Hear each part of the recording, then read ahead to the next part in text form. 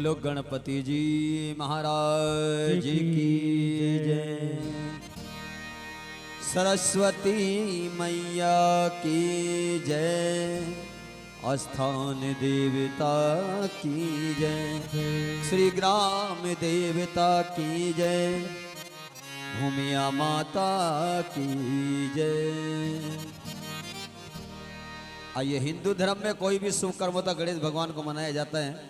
आइए हम भी गणपति महाराज से प्रार्थना करें। गणपति जी महाराज, आपकी कृपा से मेरे जीवन में जो शुभ दिन आया ऐसे ही हमेशा आते रहें और आपकी कृपा दृष्टि हमारे ऊपर ऐसे ही बरसते रहिए। एक बार भाव से जयकारा लगाओ। बोलो गणपति जी महाराज की जय हो। मैं मनावा मैं मनावा मैं मनावा मैं मनावा मैं मनावा मैं मनावा क्या मैं मनावा तेरा लाड़ लागणे। मैं मनावा तेरा लाड़ लागणे। मैं मनावा तेरा लाड़ लागणे। मैं मनावा तेरा लाड़ लागणे। मैं मनावा मैं मनावा मैं मनावा मैं मनावा मैं मनावा मैं मनावा मैं मनावा मैं मनावा मैं मनावा मैं मनावा मैं मनावा मैं मनावा मैं मनावा तेरा लाड़ लागणे। मैं मनावा तेरा लाड़ लागणे। बोलो गणपति जी महाराज जय हो।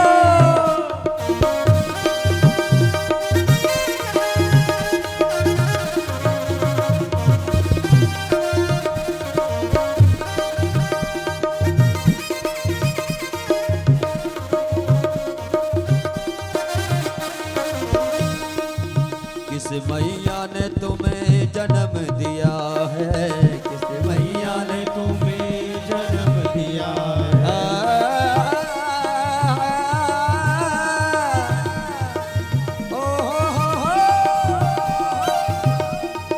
हे गणपति लाला, किस मैया ने तुम्हें जन्म दिया है। किस मैया ने तुम्हें जन्म दिया है। किसने दिया उपदेश। ओ गणपति लाला, किसने दिया उपदेश। मैं मनावा तेरा लाड़ लागणे। मैं मनावा तेरा लाड़ लागणे। और गोरा मैया ने तुम्हें जन्म दिया है। गोरा मैया ने तुम्हें जन्म दिया है। शिव ने दिया उपदेश। गोरी के लाला, शिव ने दिया मैं मनावा तेरा लाड़ लागणे। मैं मनावा तेरा लाड़ लागणे। ओ मैं मनावा मैं मनावा मैं मनावा मैं मनावा मैं मनावा मैं मनावा मैं मनावा मैं मनावा ओ मैं मनावा मैं मनावा मैं मनावा तेरा लाड़ लागणे।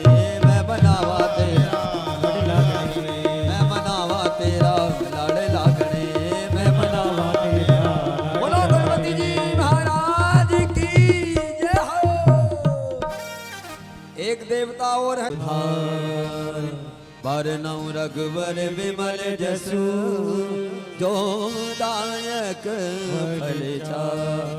बुद्धिहीन तनु जान के सुमरो पवन कुमार।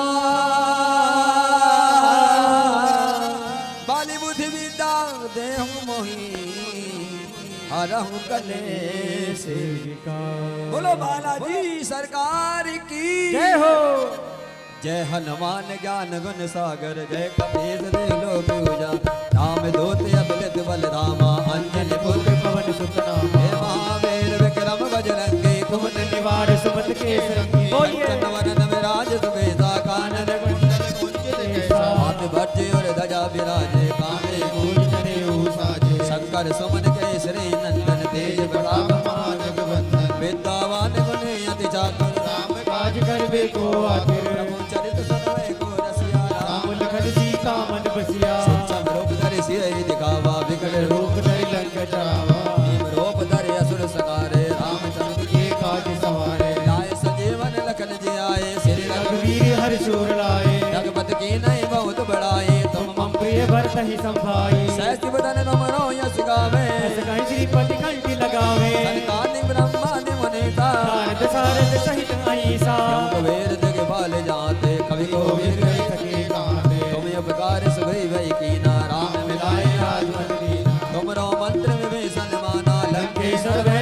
जग जाना तुम सहस्यो जनमन भानो लिल्लो ताई मधुर फल जानो नमो मुद्रा मुख माही जल लागे गए अचरज नाही दुर्गम काज जगत के जेते सुगम अनुग्रह तुमरे देते राम द्वारे तुम रखवारे होत न आज्ञा विद पैसारे सब सुख लहे तुम्हारी शरणा तुम श्रद्धा हो कटरा आपन तेज तुम्हारो आपे तीनों लोक हाकते कांपे भूत विसाचन कट नहीं आवे महावीर जब नाम सुनावे बेना से रोग हरे सब पीरा जपत निरंतर संकट में हनुमान छुड़ावे मन मनम वचन ध्यान जो लावे सब पर राम तपस्वी राजा जिनके काज सकल तुम साजा और मनोरथ जो कोई लावे सोई अमित जीवन फल पावे चारों युग प्रताप तुम्हारा है प्रसिद्ध जगत उजियारा साधु संत के तुम रखवारे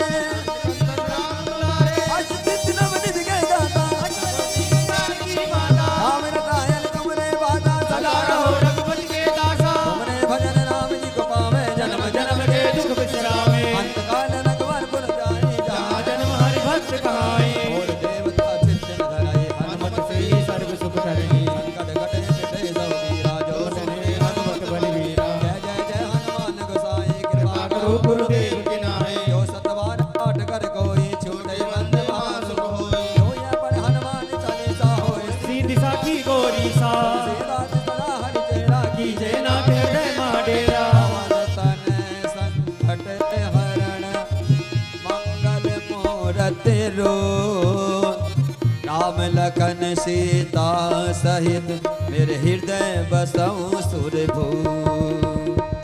आइए सभी बड़े भाव से महाराज जी का स्वागत करेंगे। अपने अपने स्थान पे खड़े हो जाऊं। कोई हमारे से बड़ा या पूजने आता है, स्कूल में भी कोई टीचर आता है, सभी बच्चे खड़े होकर स्वागत करते हैं।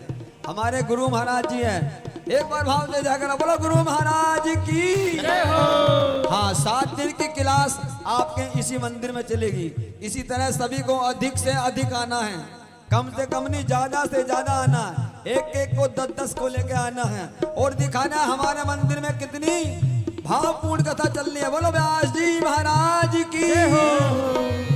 कौन सो संकट मोर गरीब को जो तुम सही नहीं जात टारो देगे हरो हनुमान महाप्रभु जो कछ संकट हो हमारो कौन ही जानत है जग में कभी संकट मोचन नाम तिहारो संकट मोचन नाम हाँ संकट मोचन संकट मोचन नाम तिहारो लाल देह लाली नसे हरि हरि लाल रंगो वज्र है दानव दलन जय जय जय कपिसूर जय जय जय कपिसूर। भाव तो बोलो क्या श्री राम जय राम जय जय राम श्री राम जय राम जय जय राम जग में सुंदर है दो नाम चाहे कृष्ण कहो चाहे राम भाव होना चाहिए। भाव से बोलो बोलो श्री राम जय राम जय जय राम श्री राम जय राम जय जय राम। और यही नहीं जहाँ जहाँ कीर्तन होता श्री राम का अर्थात श्री श्याम का वो लगता है पहरा वहाँ वीर हनुमान का भाव से बोलो श्री राम जय राम जय जय राम श्री राम जय राम जय जय राम। बोलो श्री राम जय राम जय जय राम श्री राम जय राम जय जय राम। बोलो श्री राम जय राम जय जय राम श्री राम जय राम जय जय राम। बोलो श्री राम जय राम जय जय राम श्री राम जय राम जय जय राम। बोलो जय जय राम जय जय राम। बोलो जय जय राम जय जय राम। बोलो जय जय राम बोलो जय जय राम। बोलो जय जय राम जय जय राम।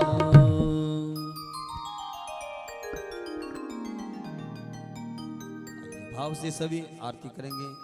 बाकी बिहारी की आरती सभी बड़ी प्रेम से करेंगे।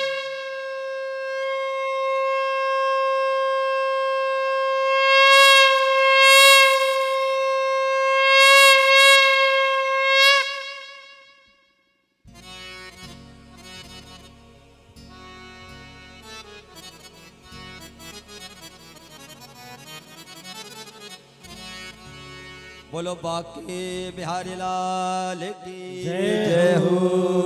बोलो राधा कृष्ण भगवान की जय हो। उमापति महादेव की जय हो।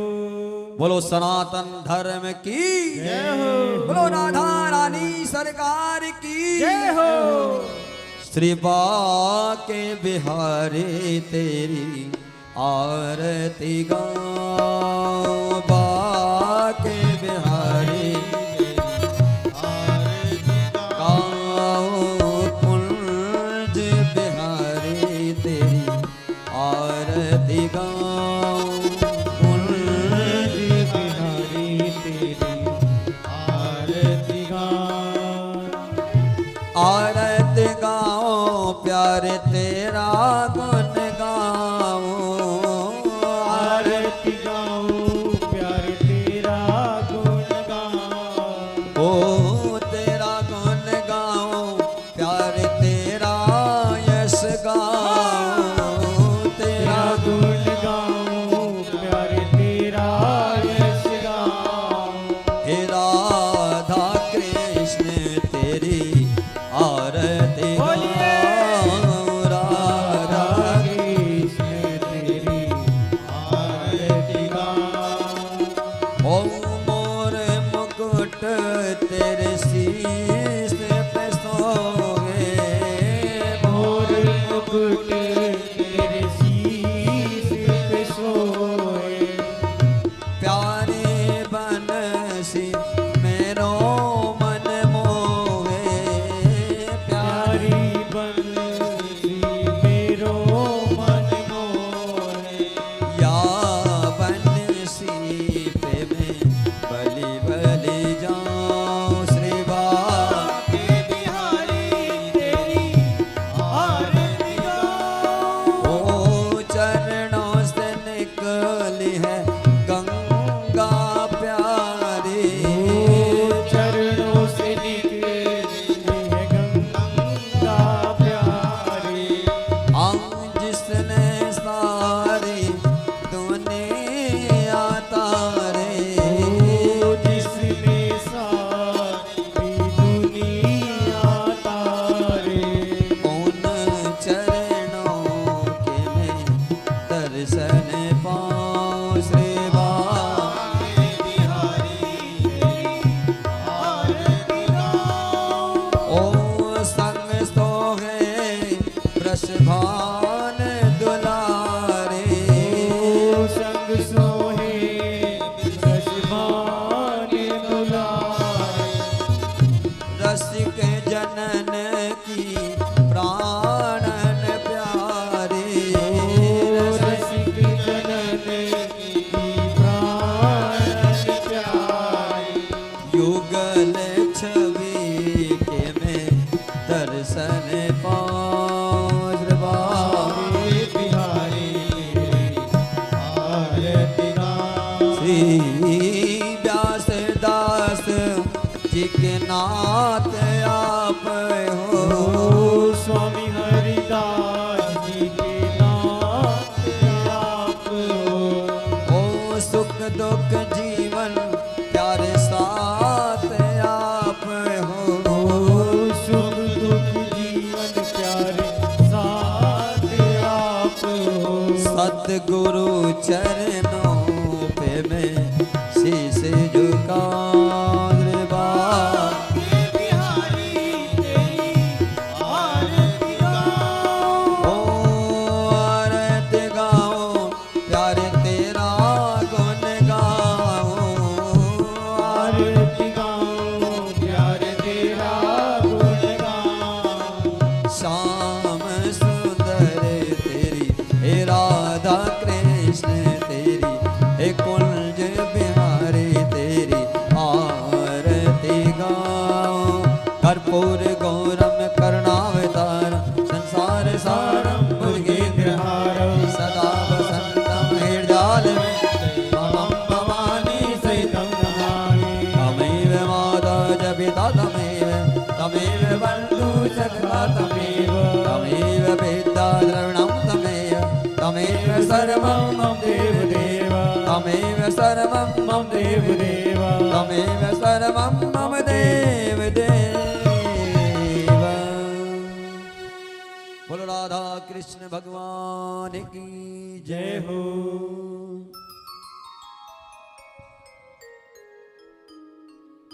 आइए सभी शांति का दान देते हुए सभी अपने अपने स्थान को ग्रहण करेंगे।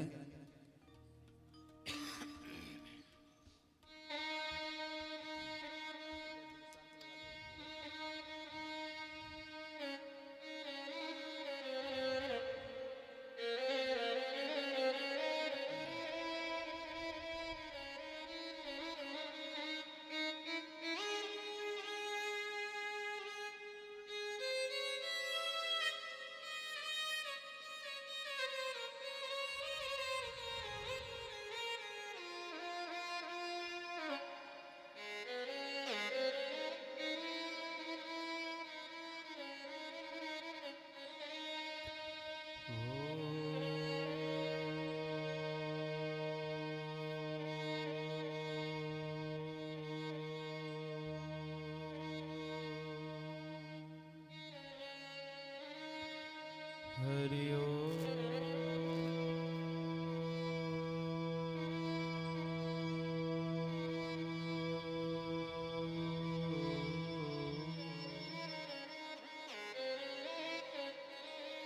स्वस्ति श्रीमन्महागणाधिपतये नमः। श्री गुरु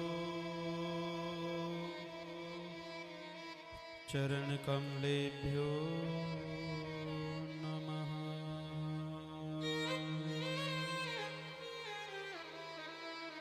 श्री सरस्वती नमः।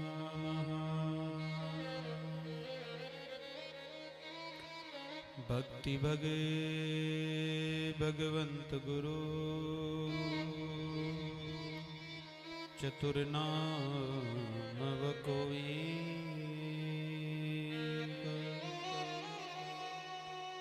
इनके पद वंदन कियो नासत विघ्न अनेकः।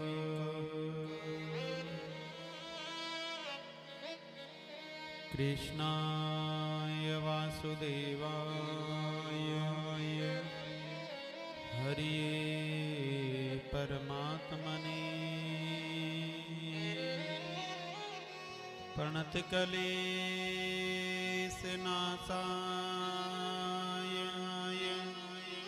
कृष्णाय वयं नमः।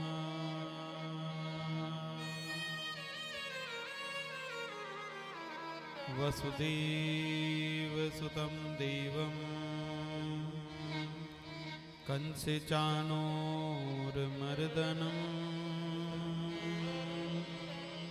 देवकी परमानन्दं कृष्णं वन्दे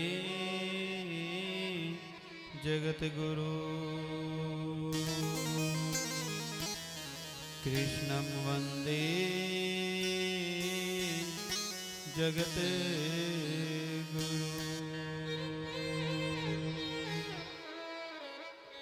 व्यासाय विष्णुरूपाय व्यासरूपाय विष्णवे नमो वे ब्रह्मनिधे वसिष्ठाय नमो नमः। वसिष्ठाय नमो नमः। श्री राधे वृषभानुजा भिक्तिनी प्राणधार वृंदा विपिन विहारिणी पर्णवो बारंबार। नीलांबुज श्यामल कोमलांगं सीता समारोह पितवाम भागं पाणौ सायकचारुचापं नमामि रामं रघुवंशनाथं नमामि रामं रघुवंशनाथं।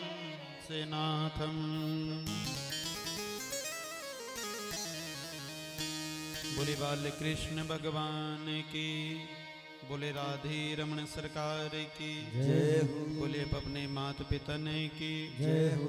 बोले गौ माता की जय हो।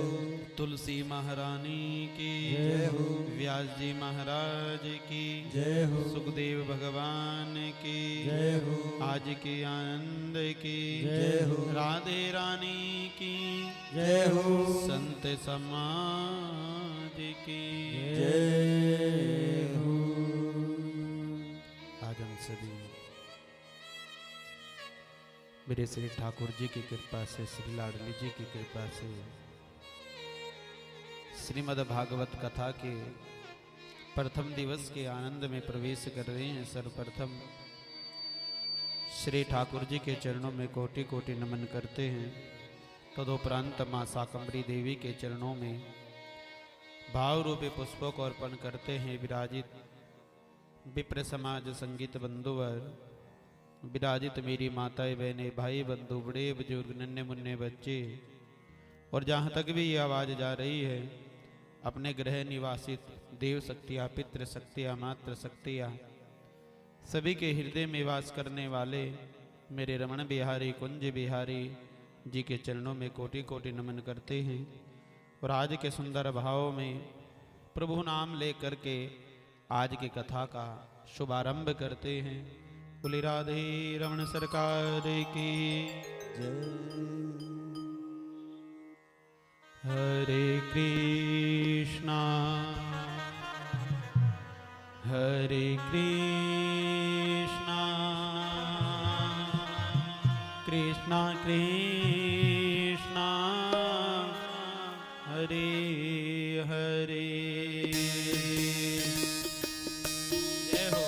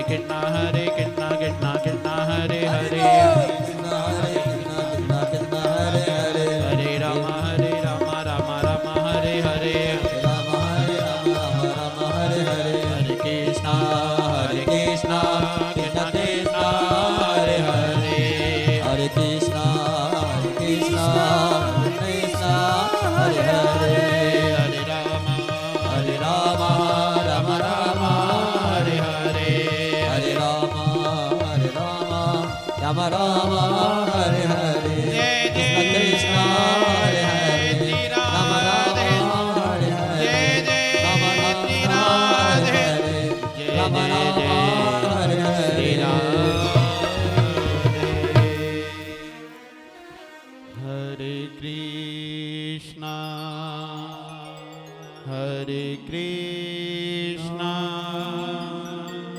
कृष्णा कृष्णा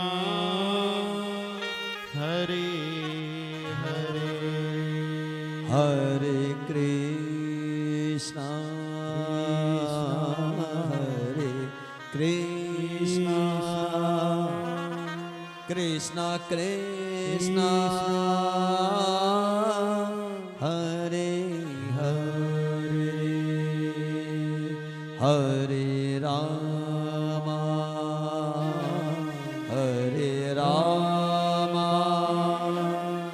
राम राम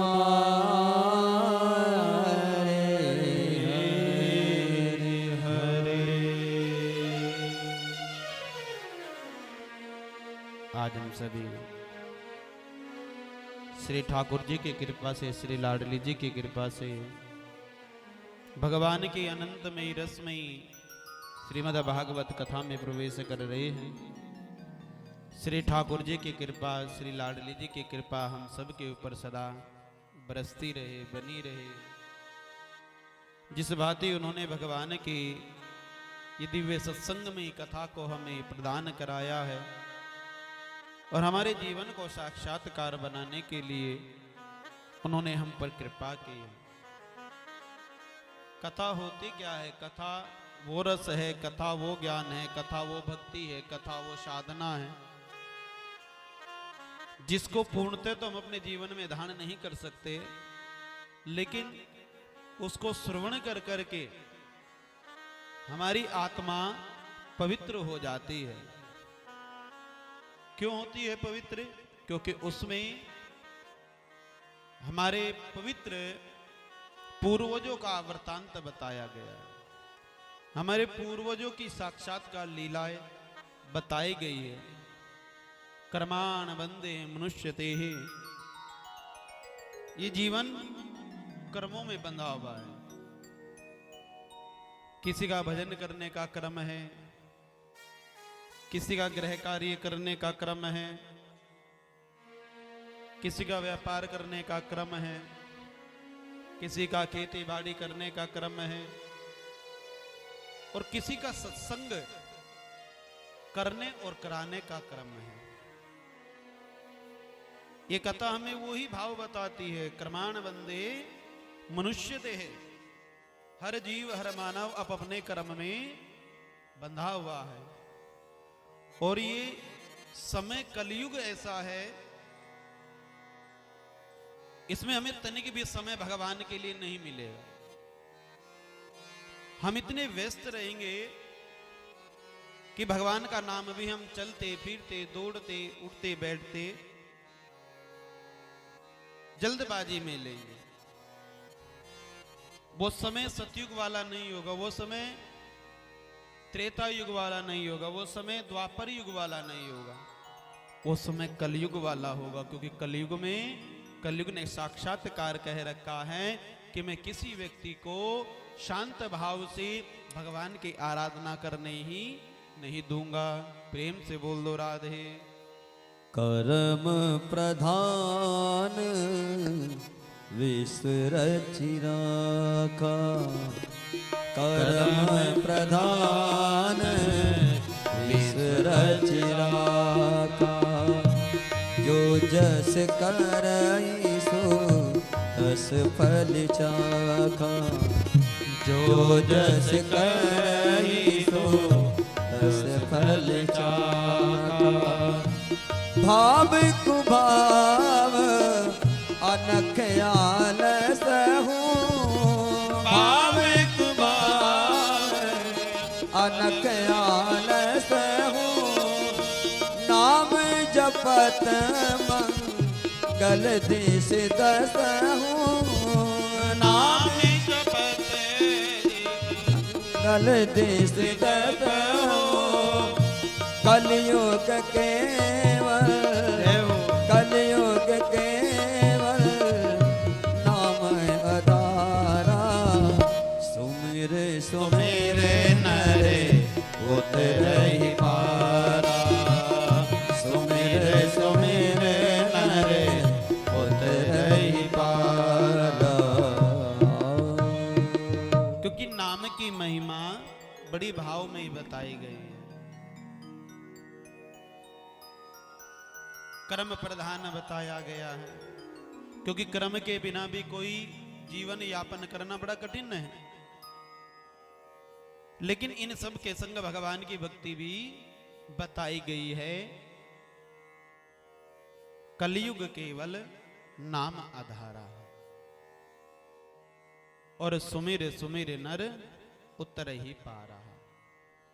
कलयुग केवल नाम आधार है,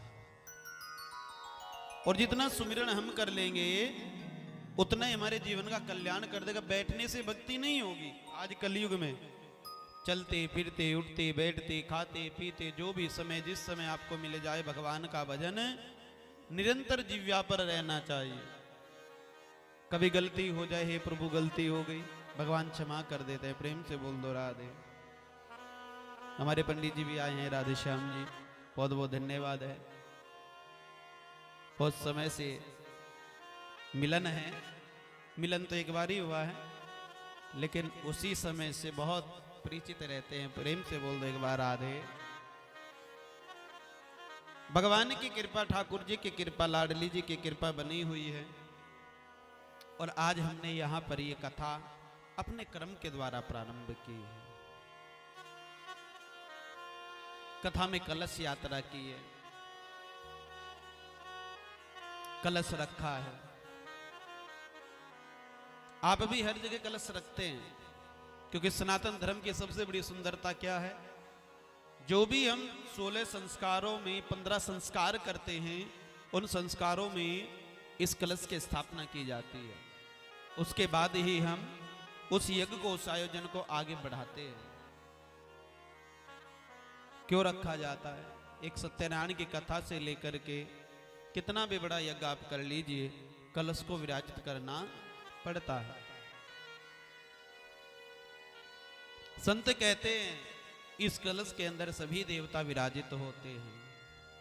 कलशस्य मुखे विष्णु कंठे रुद्र समाश्रिता मूलो तो स्थितो ब्रह्मा मध्ये मात गणास्मृता को अक्षो तो सागरा सर्वे सप्तदीपा वसुंधरा ऋग्वेदोत यजुर्वेदा सामवेदो अथर्वणः। कलश से मुखे विष्णु। कलश आप कोई भी रख लीजिए, मिट्टी से लेकर के कोई भी धातु का। लेकिन यदि आपको बताया जाए कि आज के समय में मिट्टी सबसे पवित्र है, पूर्व काल से प्रारंभित है, लेकिन आज हम मिट्टी का तो कम रखते हैं, लेकिन स्टील के बहुत ज्यादा बढ़ावा देते हैं। वो पूजनीय नहीं है, वो शुद्ध नहीं है, वो अपवित्र है। लेकिन आज हम खाना भी खाते हैं तो स्टील के पात्रों में खाते हैं, बनाते हैं तो स्टील के पात्रों में बनाते हैं, जब ये सबसे ज्यादा अस्वस्थ हम रहते हैं।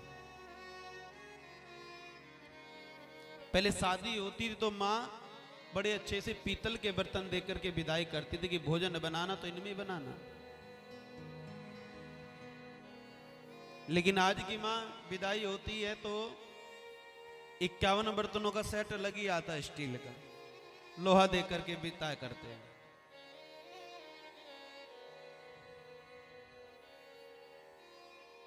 पहले नहीं देते थे, पहले तो जितनी सामर्थ्य होती तो पीतल के पात्र की होती थी, उसमें भोजन बनाया वो भी शुद्ध, उसको साफ किया उसमें भी ताकत लगी,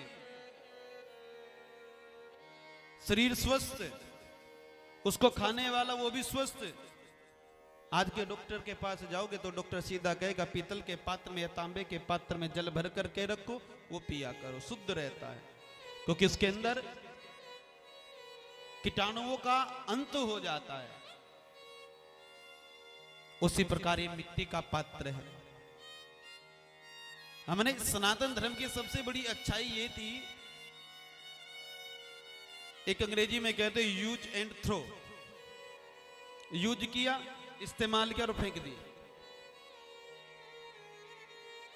उसका मतलब क्या होता था कि जब हमारे यहां संस्कार होता था तो उसमें भोजन बनाते थे तो पत्तल पर खाते थे, मिट्टी के बर्तन में जल और जो भी प्रसाद बनाया जाता था वो खाया जाता था, खाया और फेंक दिया। लेकिन आज हम नहीं है। आज तो हम पता नहीं किस किस मिट्टी के बने पात्रों में भोजन खाने लग गए।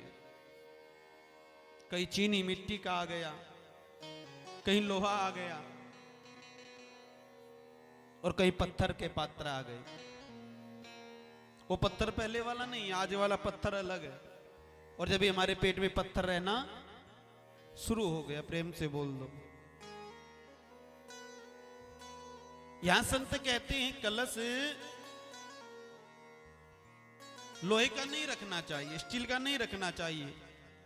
तांबा, पीतल, मिट्टी, स्वर्ण, चांदी, जैसी जिसकी सामर्थ्य होती थी वो वैसा पात्र रख करके उसको कलश रूप दे करके उसको विराजित। भगवान की कृपा ये है कि भैया जीवन मिला है तो भगवान का भजन जप। हमें तो कभी कभी याद आ जाता है जब पंडित जी का नाम याद आता है, राधे श्याम के तो पूरे गांव का ही कल्याण करवा रहे हैं अपना नाम लेकर के है? कुछ ना हो भाई पंडित जी के पास चले, कौन राधे श्याम जी के पास चले जाओ, बुला लाओ, सत्यनारायण की कथा कर देंगे, बुला लाओ, शादी विवाह करवा देंगे। जाने अनजाने में हमने एक बार नाम ले लिया, वो चाहे किसी मानव के रूप में नाम लिया, चाहे किसी बच्चे के रूप में नाम लिया, चाहे किसी पुरोहित के रूप में नाम लिया, तो याद कर लो वो नाम ही हमारे जीवन में जुड़ जाता है, क्योंकि वो नाम हमने निस्वार्थ भाव से लिया है। यदि हम मंदिर में भी जाते हैं, हे राधा रानी, वो काम बिगड़ रहा है, उसे पूरा कर दिए, है ना। कथा आएगी नाम महिमा की भी आगे। आज तो पहला ही दिन है, पता नहीं समझ में भी आएगी नहीं कथा। आएगी तो अच्छा, नहीं आएगी तो अच्छा। और नहीं आए ना, हम तो ये कहते कल को भी आना, नहीं आए तो फिर परसों भी आना, नहीं आए तरसों भी आना, और नहीं आए तो 7वें दिन आना, फिर 8वें दिन मत आना। शाम के टाइम, दिन में तो आना, शाम को नहीं आना। बोलो राधे राधे। सच बताऊं, आज मुझे डर लग रहा था, बताते ना कलश यात्रा में, अरे सुबह 10 बजे तक कोई पूछ ही नहीं, चलते हैं। आज कुछ समय कम है, कथा थोड़ी सी ज्यादा है, तो उसी को लेकर के चलते हैं। कलश में हमने त्रिदेव को विराजित किया। एक हमें जन्म देते हैं, एक हमारी पालना करते हैं, और एक हमें अंत समय पर मोक्ष की ओर अग्रसर करते हैं। और तीनों देव तो हैं, लेकिन इनके संग खाली खाली स्थान पर इनकी अर्धांगनियां भी हैं। हरि के साथ लक्ष्मी, शिव के साथ मां गौरा पार्वती, और ब्रह्मा जी के संग ब्रह्माणी मां सरस्वती। क्योंकि पति पत्नी के बिना भी पूजा यज्ञ पूरा नहीं होता है। और देखो भगवान ने तुम्हें कितना धनवान बना रखा है, स्त्री को है? पति कहीं भी जाकर के 1 रुपया दान कर करके आवे, तुम्हें ना पूछे, तो आधा झट से तुम्हारे भाग में आ जाएगा। ये देखो भगवान ने, विधाता ने लिख रखा है शास्त्रों में, वो कोई भी पुण्य करेगा तो झट से तुम्हारे भाग में आधा उनका पुण्य आ जाएगा, और तुम कितना भी दान करोगे बिल्कुल नहीं जाएगा उसके भाग्य में। क्योंकि ये कथा बहुत बड़ी है। एक स्त्री त्याग कर करके आती है, एक पुरुष के संग जुड़ती है, उसके संग अपना सब कुछ, अपना घर परिवार गोत्र नाम सब कुछ बदल देती है। तो भगवान ने कहा कि इतना प्लस तुमने किया है उसको, इतना प्लस अब मैं तुम्हें कर देता हूं, जो वो पुण्य करेगा तुम्हें आधा मिलेगा, और तुम्हारा तुम्हारे पास रहेगा, तुम उसको कहीं पर भी लगाओ। ये नहीं कि नहीं, तुम उसको कहीं पर भी लगाओ। और एक स्त्री, एक गृहिणी क्या करती है, जितना भी पुण्य करती है, प्रभु मेरे परिवार की सुरक्षा बनी रहे, मेरे पति की दीर्घ आयु बनी रहे, मेरे बच्चों की आयु बढ़ी रहे, वो कहां देती है, वो अपने घर में उसी को जो उसको मिला है वो वही डाल देती है, लेकर के कुछ नहीं जाती। लेकिन त्याग बहुत बड़ा, बहुत बड़ा त्याग होता है स्त्री का। स्त्री के बिना यज्ञ करना भी अधूरा है। और जब स्त्री के संग यज्ञ होता है तो उसको पूर्ण फल की प्राप्ति पूरे वंश को प्राप्त होती है। इसलिए तीनों देवियां भगवान के संग बैठी हुई है। कोक कुक्षोतु सागरहा, कोक में सागर, सप्त सागर जो हमारे हैं उसका जल भर दिया है। लेकिन देवताओं ने कहा प्रभु ये तो अपवित्र है, शुद्ध जल नहीं, इसको शुद्ध बनाइए। तभी भगवान शंकर की जटा से गंगा मैया निकली हुई है। और गंगा मैया जब आई तो उसने अपनी एक धारा से 7 धाराएं निकाल दी, और 7 धाराओं से अनेक धाराएं निकल गई, जो आज कहीं किसी नाम से, कहीं गंगा नाम से, कहीं यमुना नाम से, कहीं सरस्वती नाम से आज बह रही है, हम सबका कल्याण कर रही है। कहीं अलकनंदा बन करके बह रही है। कहा कि वही गंगा जल गंगे चे यमुनी चे वे गोदावरी सरस्वती नर्मदे सिंधु कावेरी जल एसन सिन्निधि कुरु। कोई भी पवित्र जल गंगा का, यमुना का, सरस्वती का लाओ और एक बूंद इसमें डाल दो, ये जल स्वतः ही पवित्र हो गया। गंगा मैया की कृपा, सच्चाई है। गंगा जल से पवित्रता होती है, गंगा जल से शुद्ध होते हैं, गंगा जल से ही हमारी आत्मा पवित्र होती है, गंगा जल से ही हमारा क्रम आगे बढ़ता है। इसलिए गंगा हमें मोक्षदायिनी कही गई है, क्योंकि वो हमें मरने के बाद भी मोक्ष देती है और जीते जी भी हमारा कल्याण करती है। मोक्षदायिनी गंगा जल डाला, बहुत पवित्र हो गया जल। अब इसके ऊपर 4 वेद रख दिए जो भगवान विष्णु के मुखार बिंद से प्रकट हुए हैं। कहा कि प्रभु ये वेद आपकी रचना है। पूर्वे ऋग्वेदायन में, दक्षिणे यजुर्वेदायन, पश्चिमे सामवेदायन, उत्तरे अथर्ववेदायन, 4 दिशाओं में भगवान के मुख से वेदों की रचना है। लेकिन इसका बखान कौन करेगा? ब्राह्मणों से मुखमासीदः। कहा कि वेद तो मेरे मुख पे है, लेकिन इसका बखान ब्राह्मण करेगा संसार में। और ब्राह्मण जब अपने मुखार बिंद से वेद वाणी करता है तो समझो उस घर में, उस स्थान पर साक्षात्कार मेरे प्रभु, मेरे नारायण, हमारे पितर आकर के बैठ जाते हैं और वो मंत्रों से तृप्त होकर के जीवन को कृतार्थ कर लेते हैं। भगवान कहां बैठे हैं? भगवान के मुख में। और उसी मुख से जो भी वाणी ब्राह्मण निकालते हैं, जो भी मंत्र बोलते हैं, कभी कभी अपवित्र भी हो जाए, गलत भी हो जाए, तो वो जजमान को कभी कष्ट नहीं देता है, क्योंकि भगवान के मुख से वाणी बोली जा रही है। और यदि कोई दूसरा व्यक्ति उसी मंत्र को बोलता है, गलत हो जाए, तो उसके ऊपर उसका दुष्प्रभाव पड़ता है। इसलिए मंत्र का उच्चारण हमेशा ब्राह्मण के मुखार बिंद से ही कराना चाहिए, शास्त्र कहते हैं। बड़ा मंत्र हम बोलते हैं, कुछ लोग मृत्युंजय बोलते हैं, त्र्यंबकम यजामहे सुगंधिम पुष्टिवर्धनम, वो बीच में गलत हो जाता है, कहीं हलंत छूट जाता है, कहीं अक्षर छूट जाता है, सारी भक्ति हमारी बेकार हो जाती है। और ओम नमः शिवाय बोलो, नमः शिवाय बोल लो, उससे पूरा फल मिल जाता है। बड़ा मंत्र बोलने का कभी प्रयास मत करो, गलती हो जाएगी। छोटा मंत्र बोलो, दुर्गाय नमः, नमः शिवाय, शिवाय नमः, मंत्र बोलो, इनमें गलती नहीं होगी। हमारे जीवन को साक्षात्कार मंत्र कर देंगे, हमारी भक्ति बढ़ाएंगे। नमो भगवती वासुदेवाय, मंत्र ये बोल, ये मंत्र कभी गलत नहीं होते। कहा कि वेदवाणी ये ब्राह्मण के मुखार बिंद से होगी, जो ब्राह्मणों को ज्ञान है। उसके बाद हमने आम के पत्ते लगाए पवित्रता के लिए, शुद्धता के लिए, जो जहां पत्र रहता है आम्र का, वहां साक्षात्कार सारे देवता विराजित रहते हैं। और एक वैज्ञानिक दृष्टि से देखा जाए, जहां आम्र का पत्र लगा रहता है वहां कभी भी निगेटिव, गलत एनर्जी प्रकट नहीं होती है, वहां अच्छी एनर्जी रहती है। इसलिए पहले शादी विवाह होते थे, बंदरबाल आम के पत्तों की लगाई जाती थी, मुख्य दरवाजों पर केले के बड़े बड़े खंभ लगाए जाते थे। क्यों लगाए जाते थे?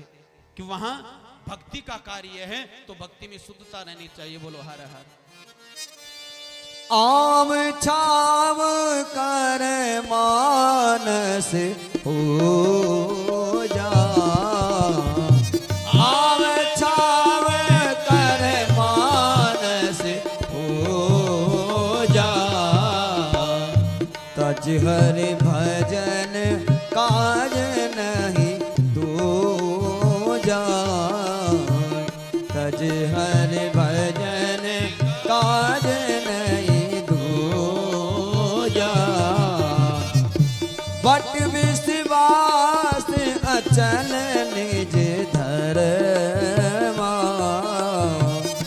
बट विश्वास अचल निज धर्मा, तीरथ राज समाज सुकर्मा, तीरथ राज समाज सुकर्मा, हम मंगल भवन मंगल हारे,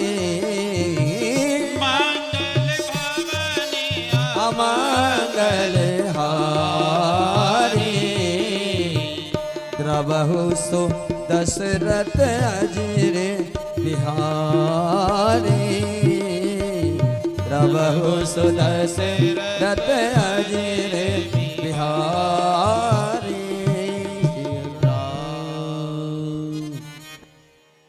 वो शुद्धता का प्रतीक है, वो हमारे अंदर अच्छा भाव प्रकट कराता है। और वट वृक्ष के नीचे बैठ करके कथा सुनते हैं तो वहां हमारी दृढ़ता बढ़ती है, विश्वास बढ़ता है। इसलिए दोनों का अलग भाव है, पीपल का भी भाव है। पिपलेश्वर महादेव की भगवान ने ही तो प्रकट किया है, ये ध्यान के भाव है। समय आया, भगवान ने कृपा की, आम्र के पत्ते रखे, इसके ऊपर हमें नारियल रखा। नारियल भागवत का दर्शन करे तो लक्ष्मी का रूप है, और नारियल यदि शिव महाप्राण का दर्शन करे, मां पार्वती बताती स्वामी कार्तिक जी का रूप है। दोनों का दर्शन करे तो, क्योंकि शिव महाप्राण आपने देखा होगा कि गणेश जी की शादी पहले ही गणेश जी को सबसे पहले देवता बनाया गया। अब देवता बने तो नाराज नहीं हुए कार्तिक जी, लेकिन जब शादी पहले होगी, छोटे की और बड़ा रहेगा तो बड़े को गुस्सा आ गया। अब जब गुस्सा आया तो नाराज होकर के चले गए कौन से नाम के पर्वत पर, मां मनाने के लिए गए, पिता मनाने के लिए गए, कहा कि अब नहीं आऊंगा, अब नहीं आऊंगा, अब तो छोड़ दिया, अब तो मैं सन्यासी बन गया, अब तो मैं विरक्त बन गया, अब मेरे मन में ही नहीं है कि मैं गृहस्थी बनूं, अब तो मैं साधक बन गया और साधना में लग गए। तभी मां पार्वती ने कहा, बेटा तुझे केवल इसी बात का ही तो भय कि तुम बड़े हो करके तुम्हारी पूजा कहीं नहीं होती है, प्रथम तुम्हारा मान कहीं नहीं, जाओ आज ये मां तुम्हें बड़ा बनाती है। गणेश देवी कैसे? कहा कि जिस पूजा में कलश की स्थापना पहले नहीं की जाएगी वो पूजा कभी फल देने वाली नहीं होगी। और उस कलश के ऊपर जो नारियल रखा जाएगा वो नारियल रूप है कार्तिक तेरा ही होगा। बोलो हर हर। आपने देखा कोई भी कार्य करो सबसे पहले कलश रखा, कलश के ऊपर नारियल रखते जरूर है। इसलिए पता होगा वैसे तो आपको, हम तो इतना नहीं बता सकते हैं, नहीं पता था, हाँ सुन लो आज, और तो पूरी कथा सुन रखी होगी तुमने, जो तुमने सुन रखी है ना वो हम ज्यादा नहीं सुनेंगे, वो दौड़ते दौड़ते चले जाएंगे। बोलो राधे राधे। इसलिए भागवत क्या कहती है, ये लक्ष्मी रूप है। लक्ष्मी के दो रूप हैं भक्तों, कितने हैं? दो, एक अकेली का है और एक उनके पति के संग का है। लक्ष्मी के पति कौन है? नारायण। कहा कि हे लक्ष्मी मैया हम आपकी आराधना करते, प्रार्थना करते, हमारे यहाँ करके वास करो। सब कहते हैं कि नहीं, लक्ष्मी आ जाए, लक्ष्मी आ जाए, लक्ष्मी आ जाए। हम भी कहेंगे कि लक्ष्मी आओ भाई, लक्ष्मी दो। लक्ष्मी के बिना हम कथा कहां से कर देंगे? हम भी कहेंगे, ऐसी बात तो नहीं है, हम लक्ष्मी के बिना कथा नहीं कर सकते। तन मन धन तीनों पूजा में चाहिए। तन के बिना भी पूजा नहीं हो सकती, मन के बिना भी पूजा नहीं हो, धन के बिना भी पूजा हो ही नहीं सकते। लेकिन तीनों कब चाहिए? पहले तन आना चाहिए, फिर मन आना चाहिए। तन मन पवित्र हुआ, फिर उसके बाद भगवान धन देने की भी प्रेरणा प्रकट कर देते। फिर धन का सातित्व बनता है कि जो अच्छे काम में दिया जाए। तन मन धन। लक्ष्मी पुकारते, लक्ष्मी आवे लक्ष्मी आवे लक्ष्मी आवे। और भगवान कभी कभी कहते थे कि नारायण को नहीं पूछ रहा है, लक्ष्मी लक्ष्मी को पूज रहा है। तो भगवान कहते लक्ष्मी जा, अकेली जा, क्योंकि तुम्हें पुकार रहा है। तो लक्ष्मी अपने वाहन पर बैठती है। कौन है लक्ष्मी का वाहन? जोर से बोलो। उल्लू। और उल्लू की जहां दृष्टि पड़ जाए वो मति को भ्रष्ट कर देती है, घुमा देता है। उसकी दृष्टि ऐसी है, यदि तुम पुण्य कर रहे हो तो पुण्य से अलग हो जाओगे, धर्म कर्म में लगे हो अलग हो जाओगे। वो तुम्हारी मति को घुमा देगा। क्यों? क्योंकि लक्ष्मी अपने वाहन पर बैठ करके आई और तुम्हारे यहाँ धन तो खूब आया, लेकिन धन खूब आने से, अचानक आने से तुम्हारी मति बिगड़ गई। उस धन को तुम अच्छे कर्म में नहीं लगा सके।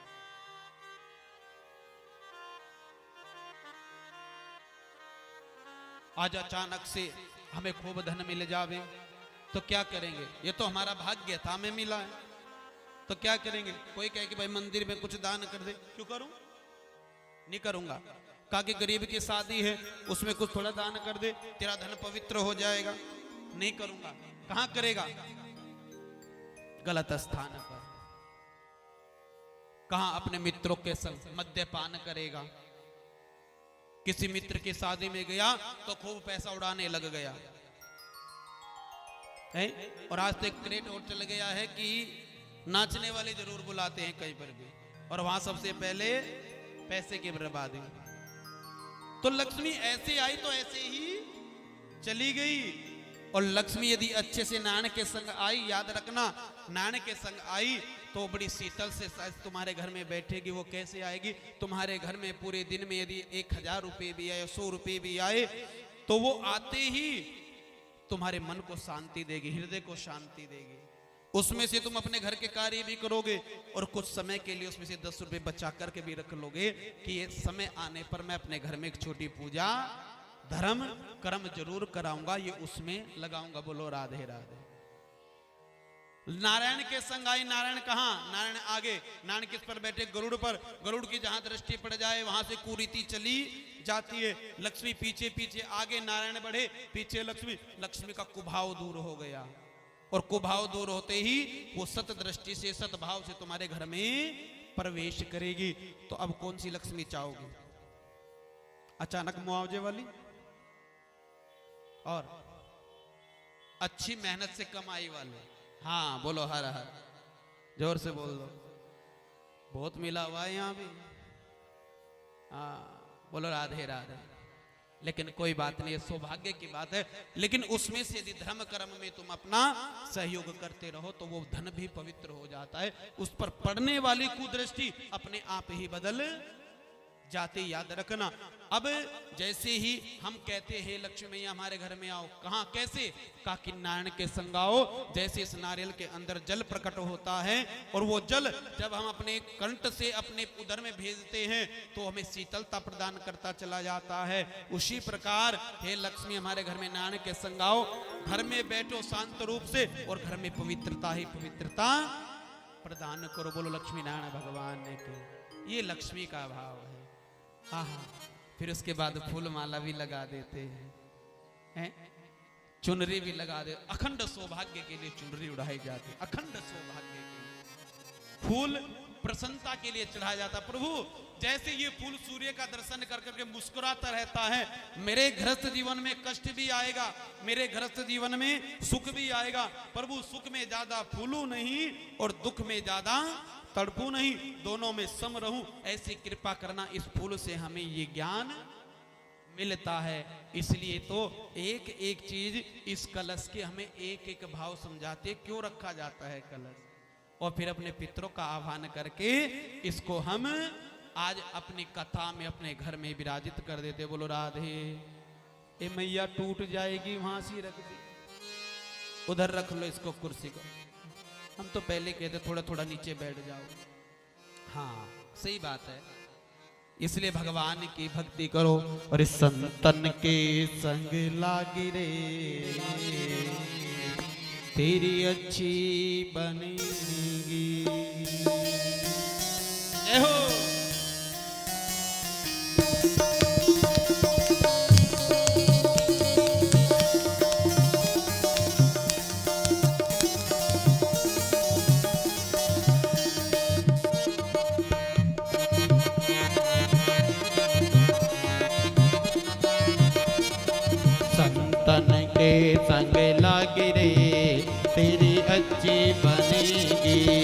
संतन के संग लाग रे तेरी अच्छी बनेगी।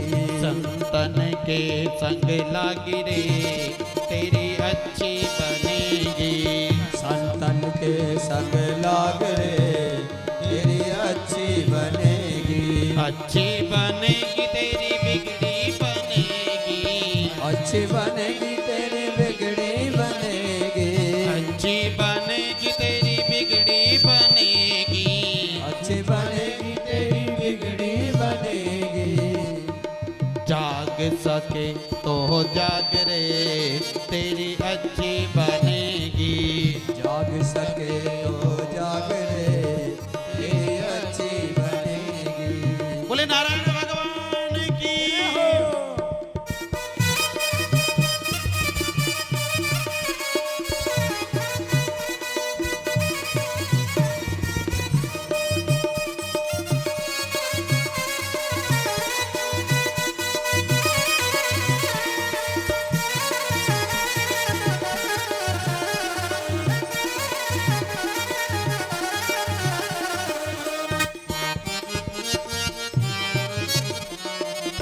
द्रौपदी की बन गई प्रहलाद जी की बन गई। द्रौपदी के बन गई प्रहलाद जी की बन गई। द्रौपदी की बन गई प्रहलाद जी की बन गई। द्रौपदी की बन गई प्रहलाद जी की बन गई। द्रौपदी की बन गई प्रहलाद जी की बन गई। द्रौपदी के बन गई प्रहलाद जी की बन गई। हरि कीर्तन में लाग रे हरि कीर्तन में लाग रे तेरी अच्छी बनेगी। हरि कीर्तन में लाग रे तेरी अच्छी बनेगी। अच्छी बनेगी तेरी किस्मत जगेगी। अच्छी बनेगी तेरी किस्मत जगेगी। जाग सके तो जाग रे तेरी अच्छी बनेगी। जाग सके तो जाग रे तेरी अच्छी बनेगी। मोहन सा में बहुत दिन सोया। मोहन सा में बहुत दिन सोया। मोहन सा में बहुत दिन सोया।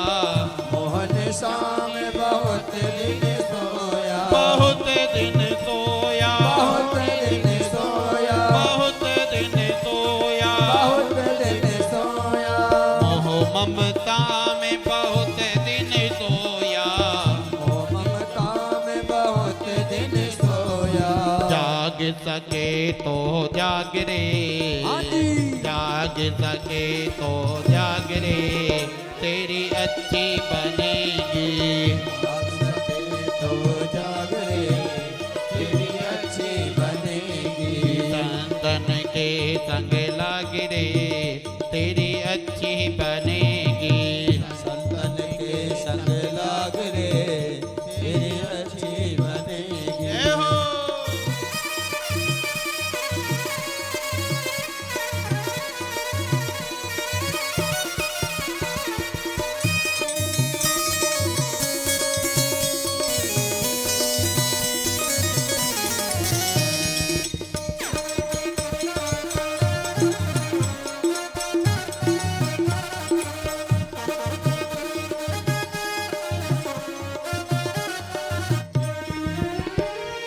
कागा से तोए हंसे बनावे। कागा से तोए हंस बनावे। कागा से तोए हंसे बनावे। कागा से तोए हंस बनावे। कागा से तोए हंसे बनावे। कागा से तोए हंस बनावे। राम चरण अनुराग रे राम चरण अनुराग रे तेरी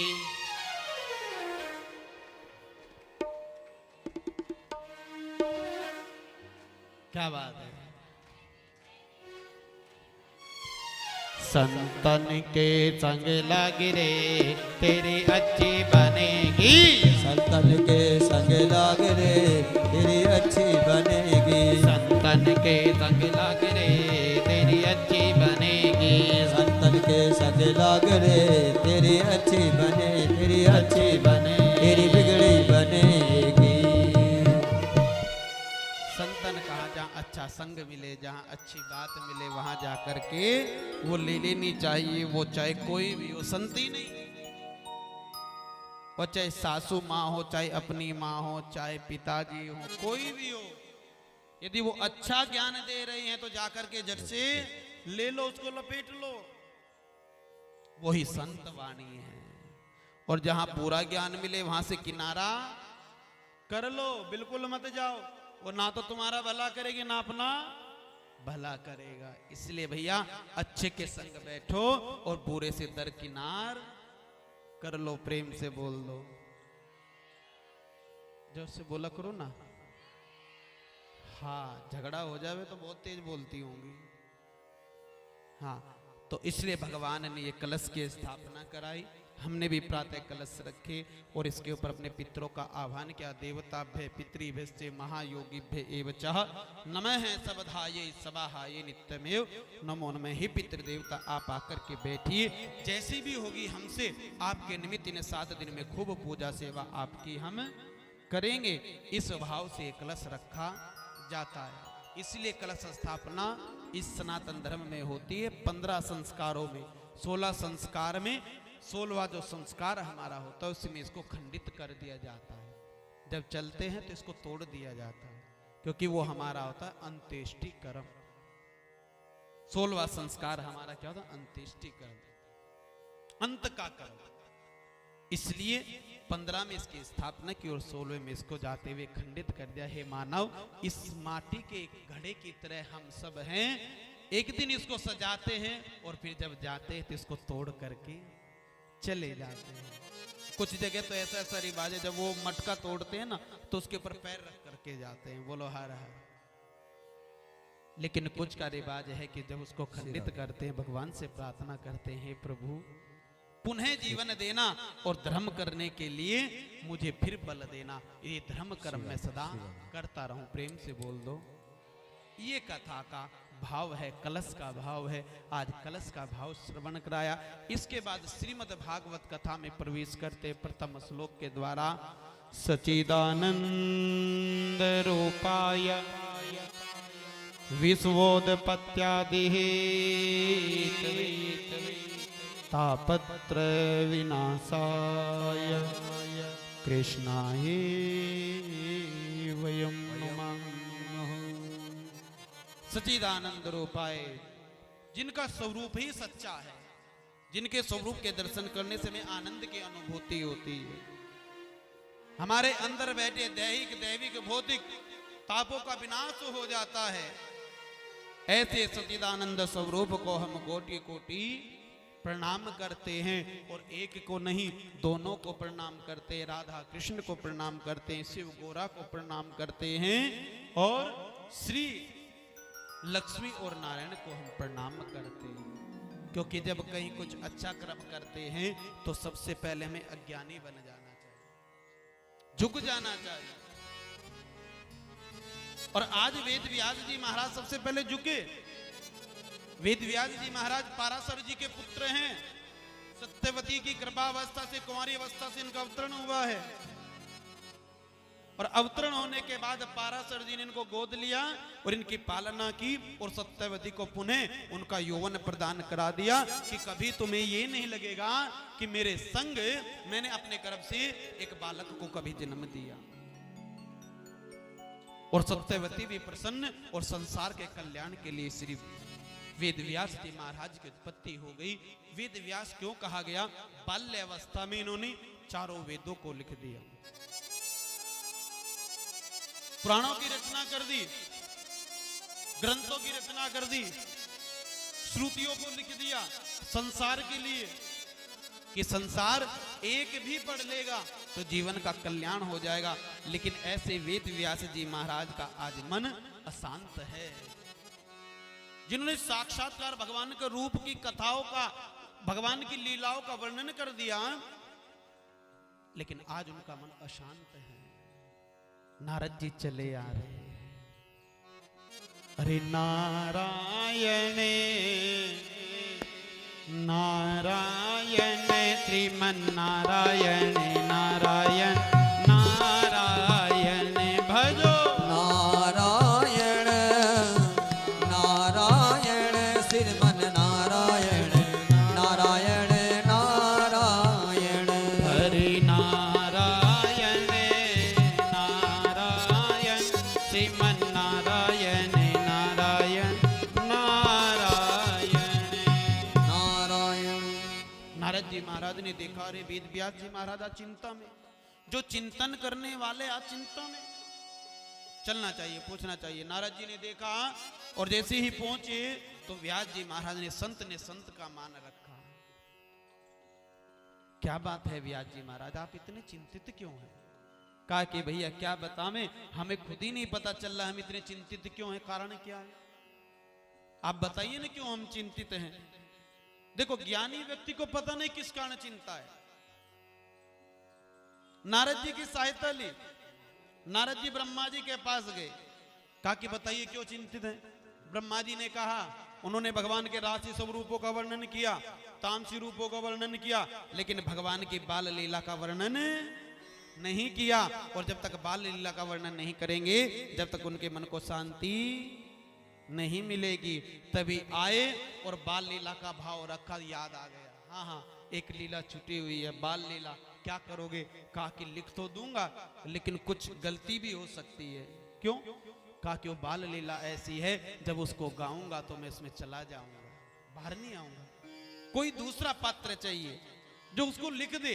सीधे बाबा भोलेनाथ के पास गए, बाबा अपने पुत्र को दे दीजिए। कौन को? कार्तिक को नहीं, गणेश को, रिद्धि सिद्धि के संग। क्यों? भगवान की बाल रूप की लीला का बखान धरा पर होने जा रहा है। कहा कि ठीक है, जाइए। गणेश जी को भेज दिया। गणेश जी ने कहा, इतने ग्रंथ लिखे, इतने पुराण लिखे, वेद लिखे, अभी तक मुझे याद नहीं किया, लेकिन इस अंतिम पुराण के लिए मुझे क्यों याद कर रहे? कारण है। कहा कि महाराज हम आपकी सहायता करेंगे, लेकिन हमारी शर्त है। क्या शर्त है? पहली शर्त है, जो भी श्लोक बोलोगे सविस्तार समझा करके ही बोलोगे, ठीक है? जब तक हम नहीं कहेंगे, जब तक अगला श्लोक नहीं बोलोगे, ठीक है? दूसरी बात, जब एक बार हम लिखना शुरू करेंगे तो हमारी लेखनी रुकनी नहीं चाहिए। कहा कि ये गलत है, हमें संध्या भी करनी है, वंदन भी करना है, भगवान का आराधन भी करना है। आप ये कहा कि मानते हो तो मानो। कहा कि ठीक है, प्रभु कृपा करना, दया करना। आज हम आपके भाव को लिखने के लिए इनकी शर्तों को स्वीकार कर रहे हैं। और भैया भागवत रस प्रारंभ हो गए, एक एक श्लोक बोलते रहे। जब उनकी नित्य क्रिया का समय आवे तो एक कठोर शब्द ऐसा बोल दे, जब तक वो चिंतन करे, जब तक अपनी नित्य क्रिया कर करके फिर आसन पर बैठ जावे और फिर बोलना शुरू कर देवे, बोलो हर हर। पूरे 18,000 श्लोक भागवत के उन्होंने अपने मुखारविंद से सविस्तार गणेश जी को समझा समझा कर एक एक की रचना कर दी। और अंत में गणेश जी महाराज ने कहा, आपने बड़ा आनंदमय ज्ञान हमें दिया है, बड़ी सुंदर कथा भगवान की सुनाई है। जो भी इसको श्रवण करेगा ना, उसे सारे ग्रंथों का, सारे वेदों का रस प्राप्त हो जाएगा।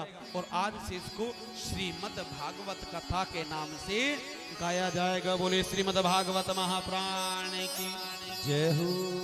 कहा कि जिसको श्रवण करने से मन के अंदर बैठी आदि व्याधि दूर हो जाएगी, मन अशांत है तो शांत हो जाएगा। और यदि उसके जीवन में कठिनाई है और वो कथा में बड़े आनंद से श्रवण कर लेगा, बैठ जाएगा, तो उसके जीवन आनंद से भर जाएगा। ये भगवान की बाल लीला है, इसलिए इसको श्रीमद् भागवत कथा नाम से गाया जाएगा। जो भागते हुए मन को एक स्थान पर लाकर विराजित कर दे, इसी को कहते हैं श्रीमद् भागवत कथा। जो हमारे अंदर बैठे हुए मद, अहंकार, लोभ को माफ कर दे, समाप्त कर दे, इसी को कहते हैं श्रीमद् भागवत कथा। जो हमारे अंदर भगवान का दर्शन करा दे, इसी को कहते हैं भागवत कथा। ये कथा वो रस है, एक को सुनने से सारे वेद पुराणों का रस प्राप्त हो जाएगा। अब जैसे ये कहा, अपना हस्ताक्षर किया और चले गए। लोमर्सन ऋषि को ज्ञान दिया।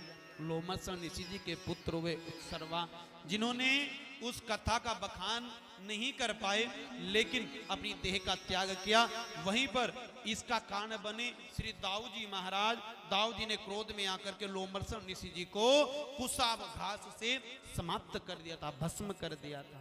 जब संतों ने ये देखा बहुत गलत हुआ है, कहा नैमिसारण तीर्थ में एक संत का वध हुआ है जो ज्ञान का प्रचार कर रहा था।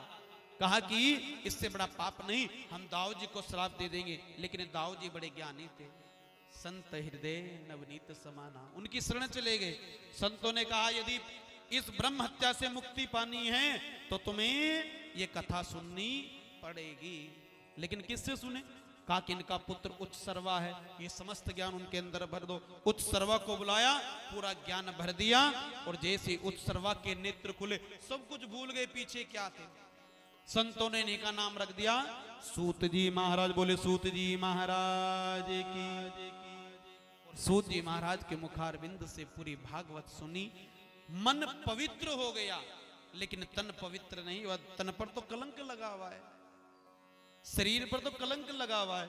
जाकर के गंगा स्नान किया और वो कलंक भी गंगा मैया ने अपनी शरण में ले लिया। बोलो गंगा महारानी की जय हो।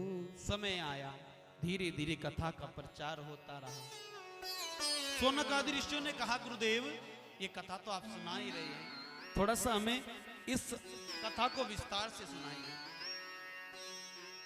कहा कि कलयुग में एकमात्र ये कथा होगी जो व्यक्ति को कलयुग से बचाएगी, क्योंकि इसमें क्या है, नाम महिमा। जितना नाम जपोगे उतना ही जीवन का कल्याण होगा। कहा कि इस कलयुग से ज्ञान वैराग्य भी नहीं बच पाए। ज्ञान वैराग्य, कहा कि हाँ ज्ञान वैराग्य भी नहीं बच पाए। जो ज्ञान वैराग्य हैं ये भक्ति के पुत्र हैं।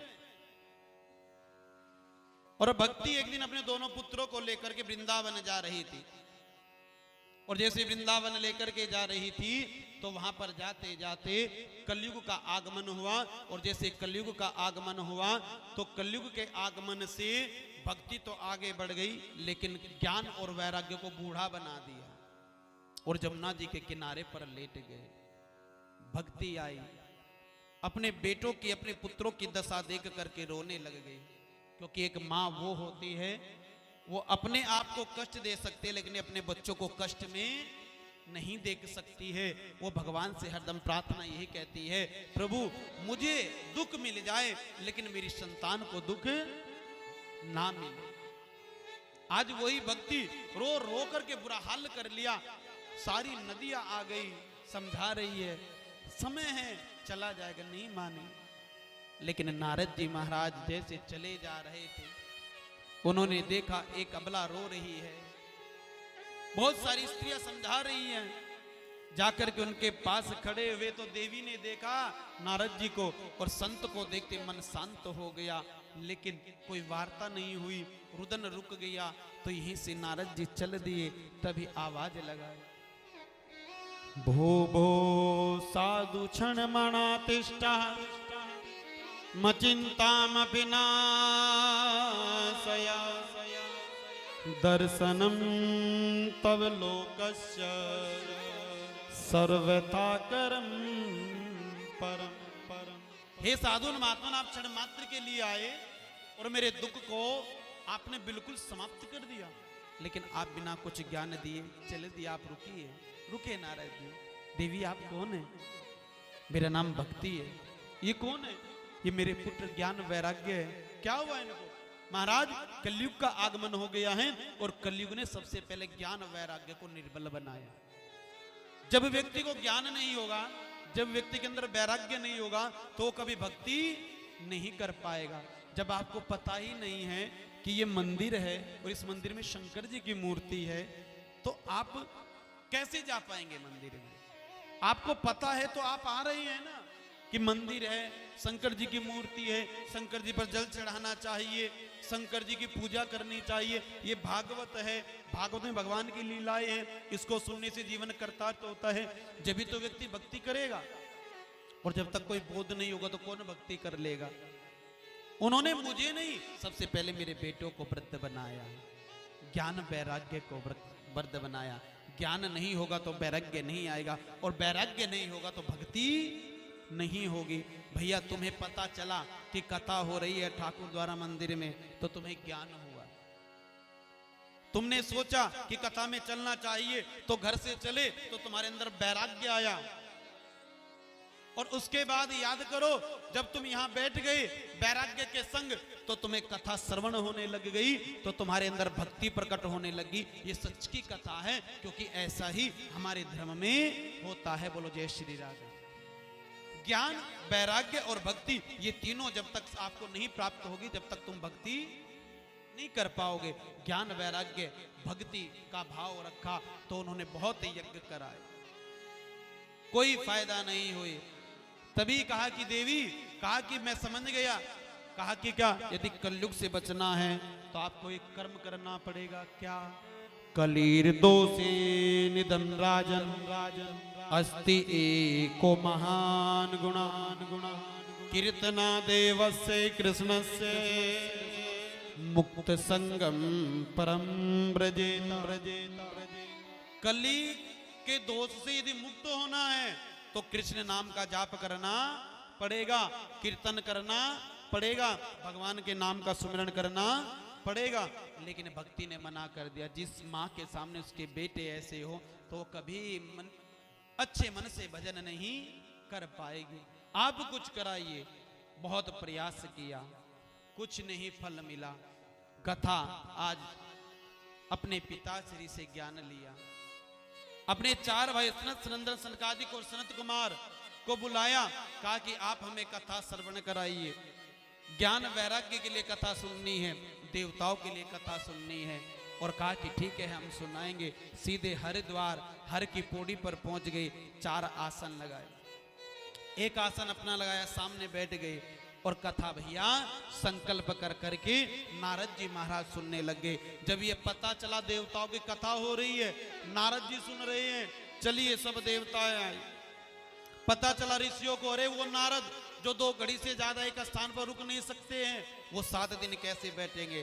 क्योंकि कथा, सत्संग, भजन, कीर्तन ऐसा होता है, सुनने वाले भी आते हैं लेकिन देखने वाले ज्यादा आते हैं। कैसा हो रहा है, क्या हो रहा है। तो ऐसे ही कुछ ऋषि भी आए कि तनिक देखे तो कैसे बैठेंगे। देखा, उनका भी मन लग गया। पूरी कथा विश्राम हुई। 18,000 श्लोक सनकादिक ऋषियों ने जैसे श्रवण कराए, संकल्प करा करके जैसे ही वो जल गंगा जी में छोड़ा गया, ये पूरा ज्ञान, पूरी भागवत कथा का फल किनको मिले? ज्ञान वैराग्य को। ज्ञान वैराग्य तक पहुंचा, गंगा जी ने यमुना जी को दिया, यमुना जी ने जाकर के जो उनके किनारे पर पड़े हुए थे ज्ञान वैराग्य, उनको वो ज्ञान दिया, वो शक्ति दी। कलयुग छोड़ करके भाग गया, और जैसे कलयुग छोड़ करके भागा तो वहीं पर आज खड़े हो गए। ये कैसे हुआ? ये किया है तो ये नारद जी ने किया। हरिद्वार पहुंच जाओ। सीधे हरिद्वार पहुंच गए, और हरिद्वार जैसे ही पहुंचे, क्या करना है? मेरे पुत्र यथावत हो गए। भक्ति पूछ रही, माँ पूछ रही है, मेरे बेटे यथावत हो गए हैं, क्या करना चाहिए? कहा कि अब तुम्हें ब्राह्मणों का पूजन करना है, जिन्होंने कथा श्रवण कराई है। पूजन कर करके उनको दक्षिणा देनी है, क्योंकि दक्षिणा के बिना पूर्ण फल की प्राप्ति नहीं होती है। इसलिए आप उनको दक्षिणा दीजिए। पूजन कराया, बताइए क्या दक्षिणा देवे? सनकादिक ऋषियों ने कहा, धन रूपी दक्षिणा नहीं चाहिए, मन से भाव रूपी दक्षिणा चाहिए। क्या? सदा सेव्या सदा सेव्या श्रीमद् भागवती कथा यस्य श्रवण मात्रेण हरिश्चिंतम समादे। सदा सेवा देवी, यदि तुम देना चाहते हो दक्षिणा रूप में तो एक ही चीज दे दो। कहा कि क्या? वो है सेवा। सेवा कैसी? जहां कहीं पर भी भगवान का कीर्तन, भजन, सत्संग हो, देवी भक्त के हृदय में जाकर के बैठ जाओ सेवा रूप से, और उनको खूब सेवा में लगा दो। उनका मन इधर उधर ना भटके, उनका मन कथा में रहे। ऐसी कृपा तुम कर दो तो यही हमारी सच्ची दक्षिणा है। और जैसे ये कहा तभी से संकल्प दिया, जहां कहीं पर भी भगवान का कीर्तन होगा, भगवान की आराधना होगी, मैं भक्त के हृदय में भक्ति रूप में बैठ जाऊंगी और जीवन को कर्तार्थ कर दूंगी। ऐसी भक्ति महारानी ने आज हम सब के ऊपर कृपा की है और यहाँ पर फिर पुनः भगवान की कथा चल करके आई है और हमारे जीवन को कर्तार्थ करने के लिए ऐसे भगवान को कोटि कोटि नमन करिए। बोले नारायण भगवान की। अब सोनक आदि ऋषियों का मन नहीं भरा, कहा कि प्रभु ये तो आप देवों की कथा सुनाई, कोई संसारिक कथा सुनाइए ना। संसारिक कथा एक संत हुए हैं आत्मदेव नाम के, तुंगभद्रा नदी के किनारे पर रहते हैं और वहीं पर उनकी धर्म पत्नी धुंधली है। उनके यहां संतान नहीं है और याद करना, उन्होंने अपने पति को ज्ञान कराया कि व्यक्ति तब तक नहीं तरता है जब तक उसके यहां संतान नहीं होती है, क्योंकि संतान क्या करती है, मरने के बाद जलांजलि देती है। संतान बेटे रूप में हो, संतान बेटी रूप में हो, ये नहीं कि बेटा ही हो तो तुम्हें जल देगा, अरे नहीं, बेटी भी तुम्हें जीवन को कर्तार्थ कर देगी, बेटी भी तुम्हारे जीवन को तार देगी। अरे बेटी की जो संतान होती है ना, वो यदि अपने नाना के लिए तर्पण कर देना तो उसके नाना कभी असदगति में नहीं जा सकते, सदगति को प्राप्त करते हैं। बोलो जय श्री कृष्ण। तो वो भी कल्याण करते, वो भी उद्धार करती है। कहा कि महाराज हम भजन करते हैं लेकिन भगवान से तो पूछो कौन सी गलती हुई है। भगवान की खोज करते करते संध्या हो गई, कहीं भगवान नहीं मिले। सोचा देह का त्याग कर देना चाहिए, कि भगवान है ही नहीं है। भगवान सब जगह है लेकिन देखने की दृष्टि चाहिए। लेकिन आज वो माया में फंस गए और माया में फंसे तो उन्हें भगवान का दर्शन नहीं हुआ। और जब वो देह का त्याग करने लगे, जब एक संत ने आकर के आवाज लगाई, आत्मदेव आत्मदेव आत्मदेव, हे आत्मदेव हे आत्मदेव, हे आत्मदाह कर रहे हो, इससे बड़ा कोई पाप नहीं है। और तुम संतान के वियोग में, तुम्हारे तो 7 जन्मों तक तुम्हें संतान सुख नहीं मिलेगा, तुम इस जन्म से दुखी हो रहे हो। देखा संत, दिव्य संत चरणों में गिर गए, हे प्रभु आप मेरा नाम भी जानते हैं, आप मेरे भाव को भी जानते हैं। कहा कि हाँ, तो आप मेरे दुख का निवारण भी कर सकते हैं, करिए ना। लो ये फल देते हैं, जाकर के अपनी पत्नी को खिला देना। ऋतु स्नान के बाद बेटे का जन्म होगा, लेकर के चले। संत ने फिर रोका, लेकिन तुम्हें तुम्हारी संतान का सुख नहीं मिलेगा। लेकर के अपनी पत्नी को प्रसाद दे दिया, लो ये ऋतु स्नान के बाद खा लेना और तुम्हारे गर्भ से पुत्र का जन्म लो होगा। और जैसे ये कहा, पत्नी को विश्वास नहीं हुआ, उस प्रसाद को रख दिया, अपनी बहन से मंत्रणा करने लग गई। क्या ब्राह्मणों के संतों के दिए प्रसाद से क्या गर्भधारण हो जाता है? बहन ने कहा, संतों के पास होता ही क्या है, ब्राह्मणों के पास होता ही क्या है। आशीर्वाद दे दिया तो फलीभूत हो गया और श्राप दे दिया तो सब समाप्त हो गया। 2 ही चीज होती है। सारी बात बताई, बहन प्रसन्न हो गई, अब तेरी कोख हरी हो जाएगी, जो भी तुझे दोष लगाए सब समाप्त हो जाएगा, अब तेरे घर में खुशियां ही खुशियां होगी। अरे तू खा लेना। लेकिन बहन का तो मन बिगड़ गया, नहीं नहीं नहीं मैं नहीं खाऊंगी। क्यों? कहते गर्भधारण करने से बड़ा कष्ट होता है। जब प्रसव होता है तो एक स्त्री का पुनर्जन्म होता है। कहा कि हाँ मैं ये दुख पीड़ा सहन नहीं कर सकती। अरे मैंने गर्भधारण कर लिया, गांव में डकैती डरने लगे, कोई चोर आ गए तो मैं तो अपने प्राणों की रक्षा भी नहीं कर पाऊंगी, ऐसा कर मैं नहीं खाऊंगी ये। कहा कि तुमने गर्भधारण किया है ना? कहा कि इस बार अपनी बेटा अपनी संतान मुझे गोद दे देना। अरे बावरी, जब तुझे तेरी संतान का सुख मिल रहा है तो किसी की प्राय संतान को क्यों गोद ले? नहीं नहीं तू दे दे। कहा कि ठीक है।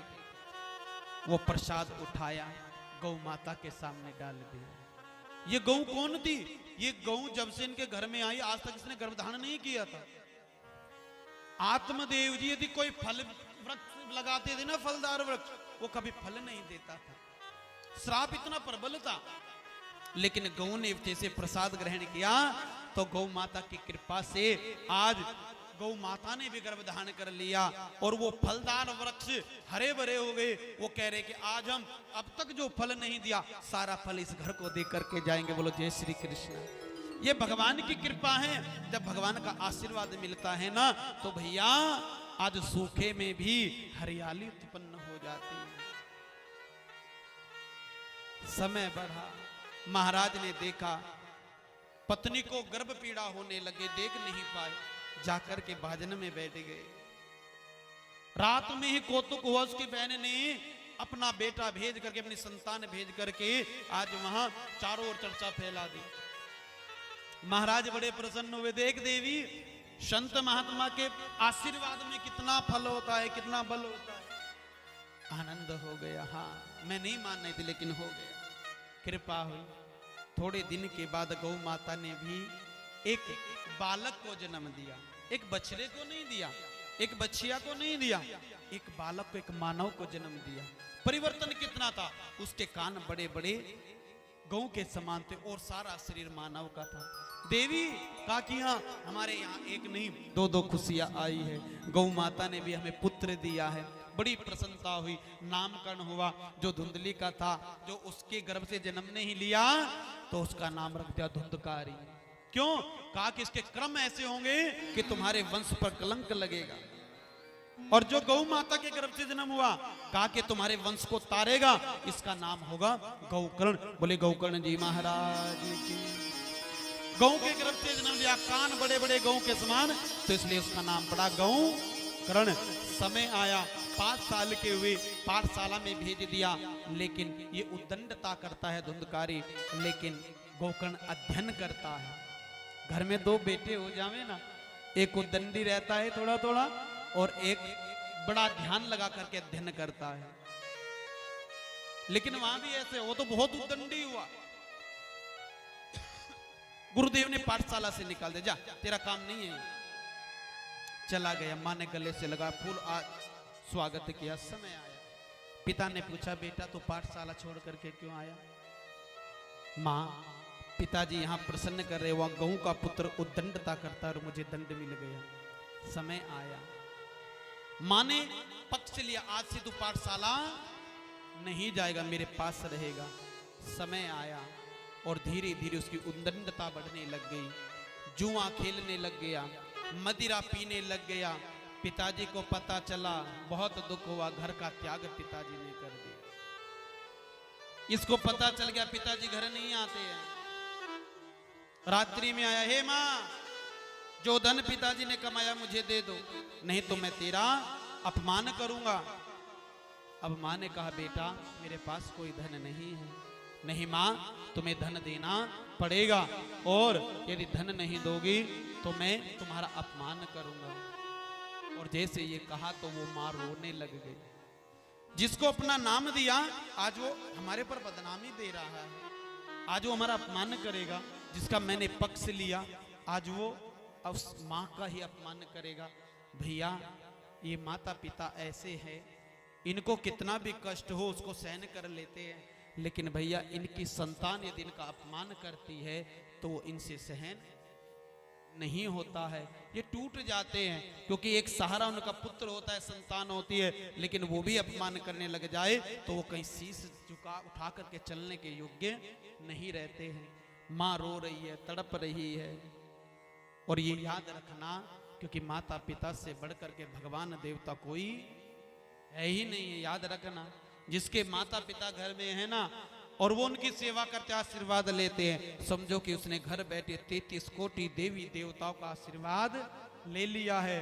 सारे तीर्थों का उसने अपने माता पिता के चरणों का अभिषेक करके उसमें स्नान कर लिया, तो सारे तीर्थों का स्नान करने का फल उसे उसके घर में ही मिल जाता है, क्योंकि माता पिता के श्री चरणों में सारा सुख और आनंद है। इसलिए इनकी सेवा करो। माँ से बढ़कर के कोई दूसरा भाव नहीं है, क्योंकि माँ बाप, माँ की दुआ कभी खाली नहीं जाती, और माँ की बद्दुआ परमात्मा भगवान से भी टाली नहीं जाती। इसलिए माता पिता का हृदय को कभी नहीं दुखाना चाहिए। उनकी दुआ लो, कभी बद्दुआ मत लो, वो सबका कल्याण करने वाली है। ऐसे माता पिता के चरणों में कोटि कोटि प्रणाम करते हैं। माँ बाप को जो ठुकराएगा, दर दर की ठोकरे खाएगा। माँ बाप को दुख देने वाला सुख चैन कहाँ से पाएगा। मंदिर में ना मिलेंगे, गुरुद्वारे ना मिलेंगे, मंदिर में ना मिलेंगे, गुरुद्वारे ना मिलेंगे। और तेरे ही घर में बैठे, तेरे ही घर में बैठे तेरे भगवान कौन। कर ले माँ को प्रणाम, कर ले पिता को प्रणाम, कर ले माँ को प्रणाम, कर ले पिता को प्रणाम, कर ले माँ को प्रणाम, कर ले पिता को प्रणाम, कर ले माँ को प्रणाम, कर ले पिता को प्रणाम। मंदिर में ना मिलेंगे, गुरुद्वारे ना मिलेंगे, मंदिर में ना मिलेंगे, गुरुद्वारे ना मिलेंगे, वो चर्च ना मिलेंगे, मस्जिद में ना मिलेंगे, वो चर्च ना मिलेंगे, मस्जिद ना मिलेंगे। तेरे ही घर में बैठे, तेरे ही घर में बैठे तेरे भगवान। कर ले माँ को प्रणाम, कर ले पिता को प्रणाम, कर ले माँ को प्रणाम, कर ले पिता को प्रणाम, कर ले माँ को प्रणाम, कर ले पिता को प्रणाम, कर ले माँ को प्रणाम, कर ले पिता को प्रणाम।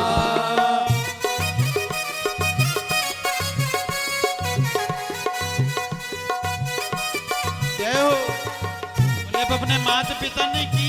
जय हो।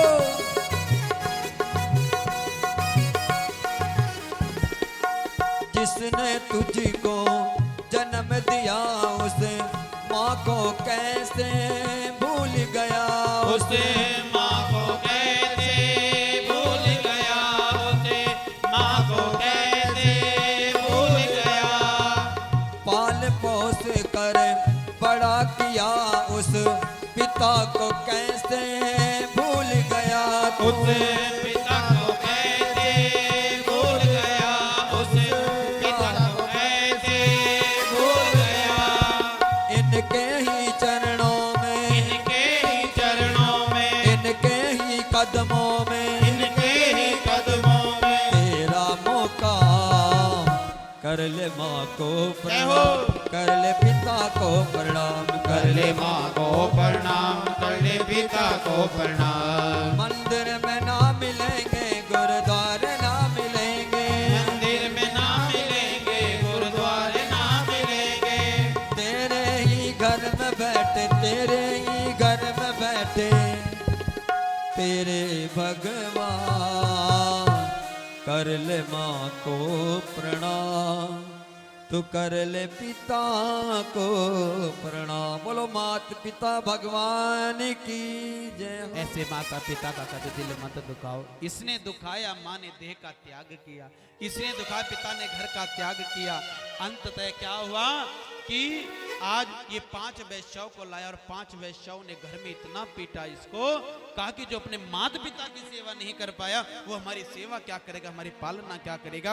उसको पीट पीट करके मार दिया, घर में गड्ढा खोदा, दफन कर करके 5 चली गई। 5 चली गई। 5 वैश्या बताएंगे कल कौन कौन सी है, कल की कथा में बताएंगे, आज नहीं बताएंगे। गोकर्ण आया, देखा मेरे घर में प्रेत बाधा है, जल छिड़का। भाई बोला भाई मैं तेरा भाई धुंधकारी हूँ, मुझे मोक्ष करा दे, प्रेत योनि में पड़ा हूँ, ना भोजन मिलता है ना जल मिलता है, केवल केवल कष्ट मिलता है। बहुत यज्ञ किया लेकिन कोई प्रभाव नहीं पड़ा। तभी गुरुदेव अपने सूर्य भगवान का आराधन कर करके पता चला भागवत सुना।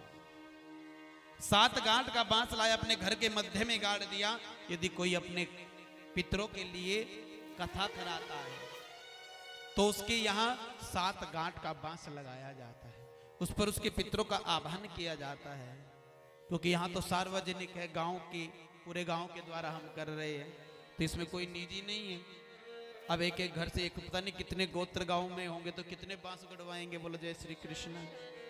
तो यहाँ हमारे सुखदेव जी महाराज बैठे हुए हैं, वो हरि नाम में हैं और वो ही हमें कल्याण कर रहे हैं। एक एक दिन की कथा सुनाए, पहले दिन की कथा में नियम बताए।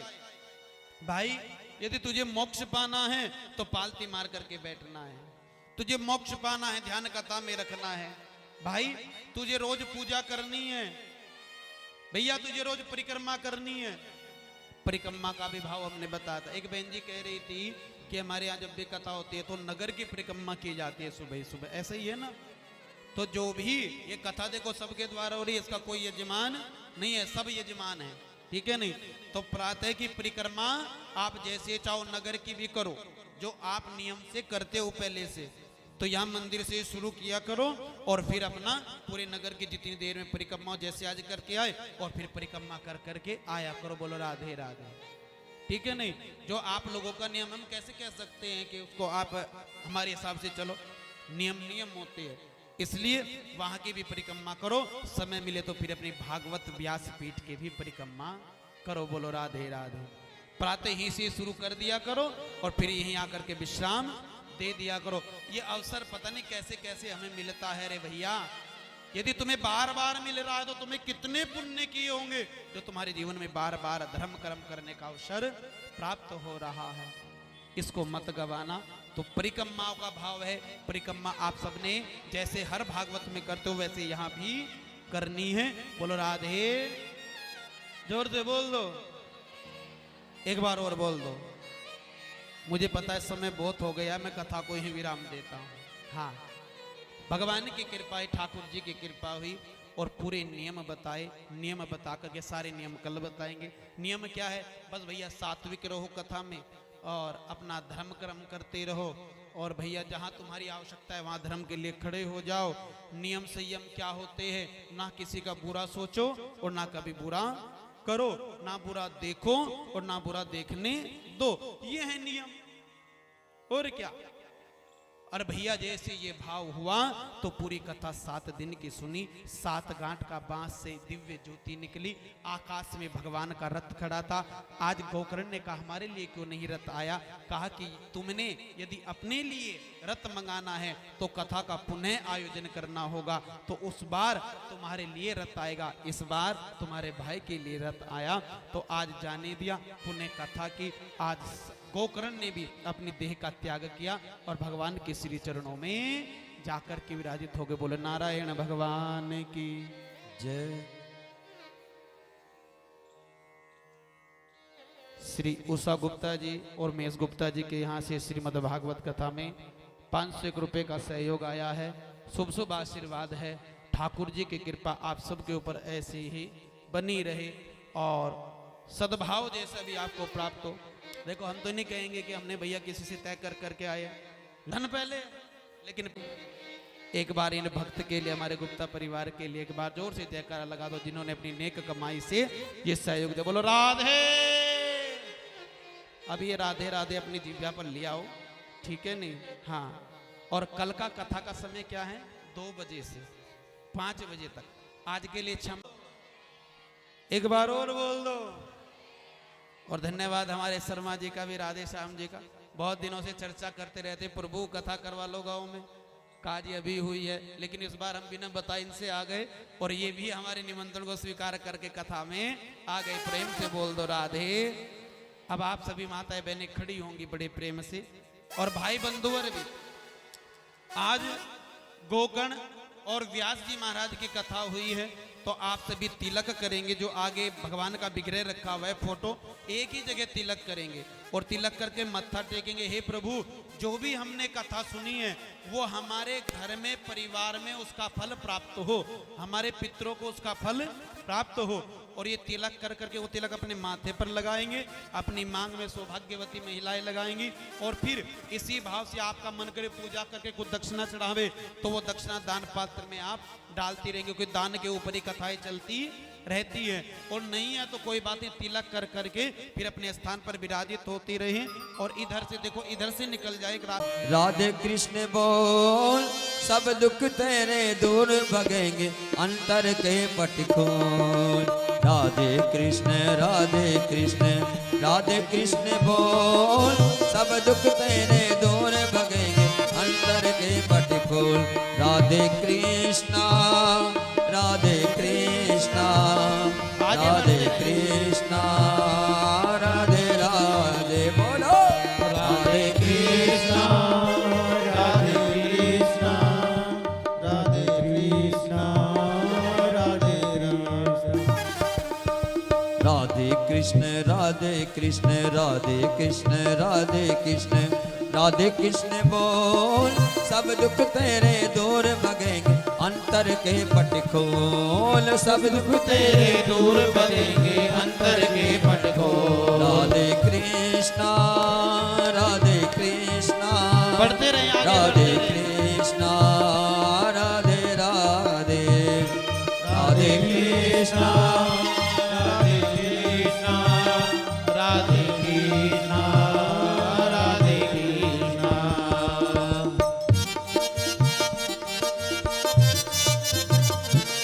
जो पूजा कर ले वो पीछे को होते रहे, और जो नहीं किया वो जल्दी करके आगे बढ़ते रहे।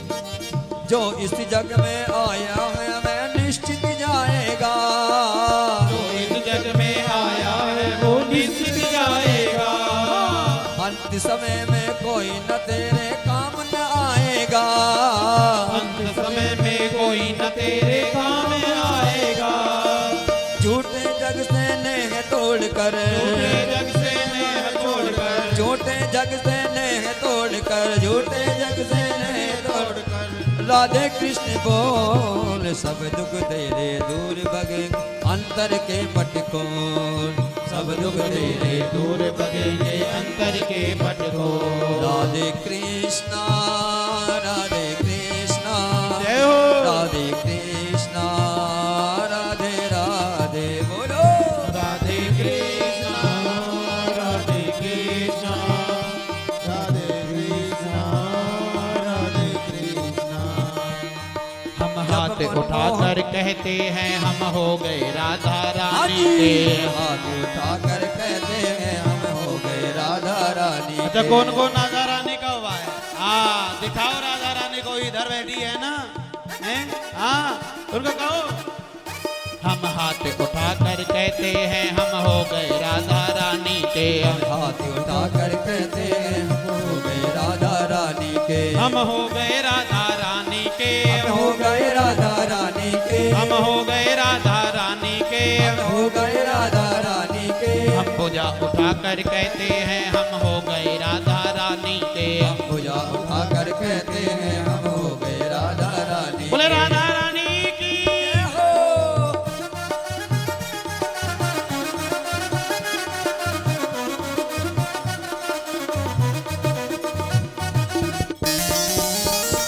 जय हो।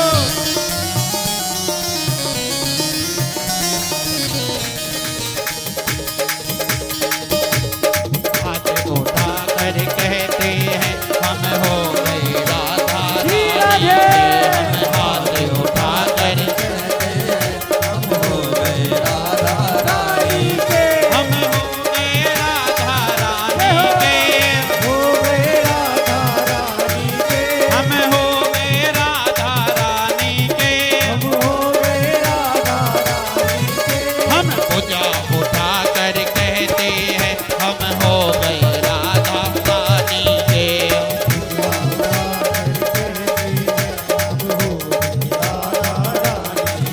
कोई भला कहे या बुरा कहे, कोई भला कहे या बुरा कहे। कोई भला कहे या बुरा कहे, कोई भला कहे या बुरा कहे। कहने दो वो तो कहता रहे, कहने दो जिसको तो रोता रहे। कहने दो वो तो कहता रहे। कहने दो वो तो कहता रहे। हम नाच नाच कर कहते हैं हम हो गए राधा रानी के।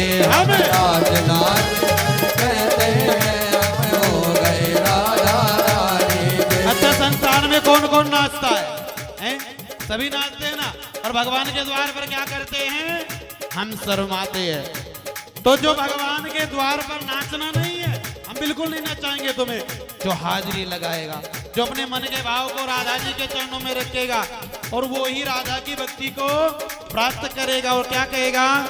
बिन पिए नशा चढ़ जाता है जो राधे राधे गाता है। बिन ये नशा चढ़ जाता है जो राधे राधे गाता है।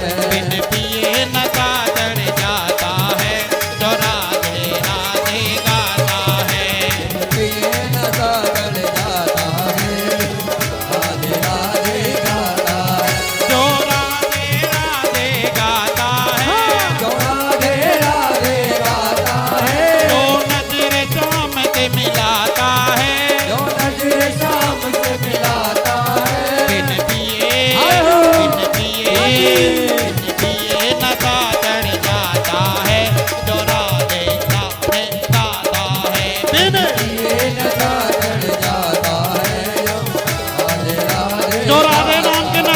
झूमते हुए आनंद दे।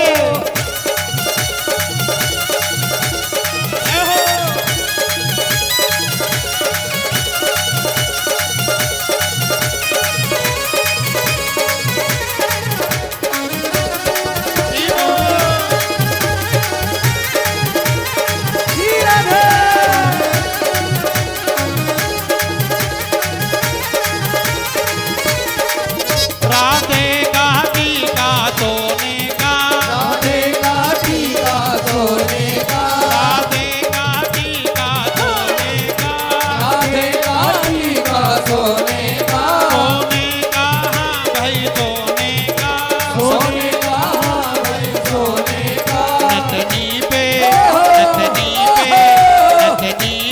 मन लल जाता है जो राधे राधे गाता है। ये नशा उड़ जाता है, राधे राधे गाता है। जपो राधा राधा, जपो राधा राधा, जपो राधा राधा, जपो राधा राधा, जपो राधा राधा, जपो राधा राधा, जपो राधा राधा, जपो राधा राधा, जपो राधा राधा, जपो राधा राधा। बोलो राधा रानी की।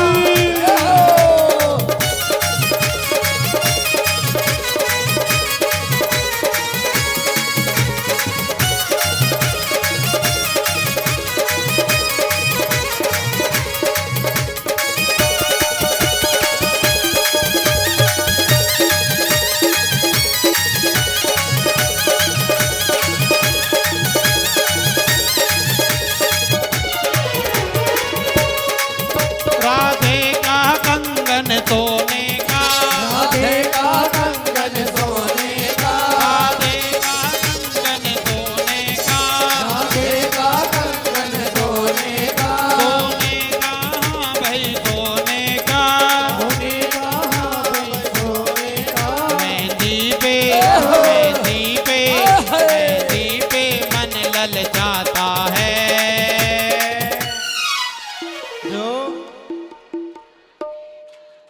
तो ऐसे ही खड़े हो, मुझे पता है लेट हो रहे हो आप, लेकिन अंत में क्या कहेंगे? अरे सुन बरसाने वाले गुलाम तेरो बनवारी, सुन बरसाने वाले गुलाम तेरो बनवारे, सुन बरसाने वाले गुलाम तेरो बनवारी, सुन बरसाने वाले गुलाम तेरो बनवारे, गुलाम तेरो बनवारी, गुलाम तेरो बनवारी, गुलाम तेरो बनवारी, गुलाम तेरो गिरधारी, सुन बरसाने वाले गुलाम तेरो बनवारी।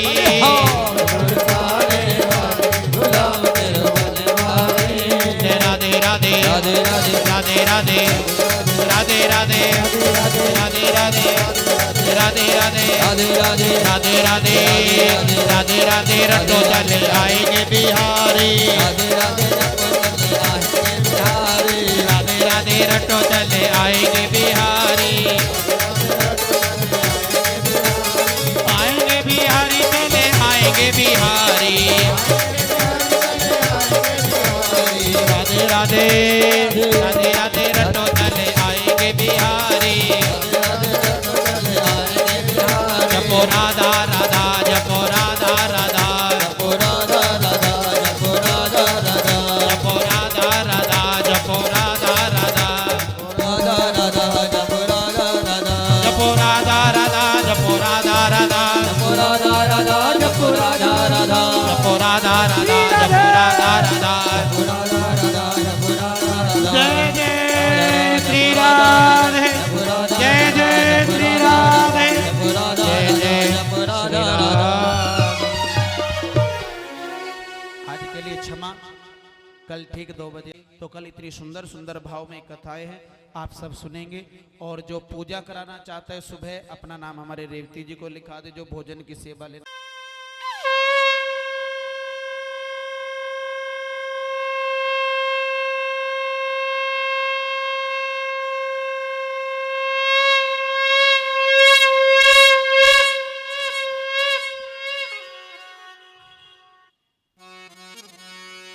श्री भागवत भगवान की है, आरती, पापियों को पाप से है तारती, सिर भागवत भगवान की है आरती, पापियों को पाप से है तारती।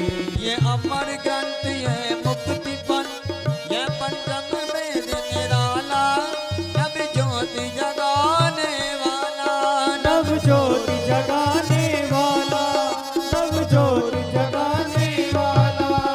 हरि नाम यही हरि ध्यान यही, हरि नाम यही हरि ध्यान यही, जग के मंगल की आरती, पापियों को पाप से है तारती, श्री भागवत भगवान की है आरती, पापियों को पाप से है तारती।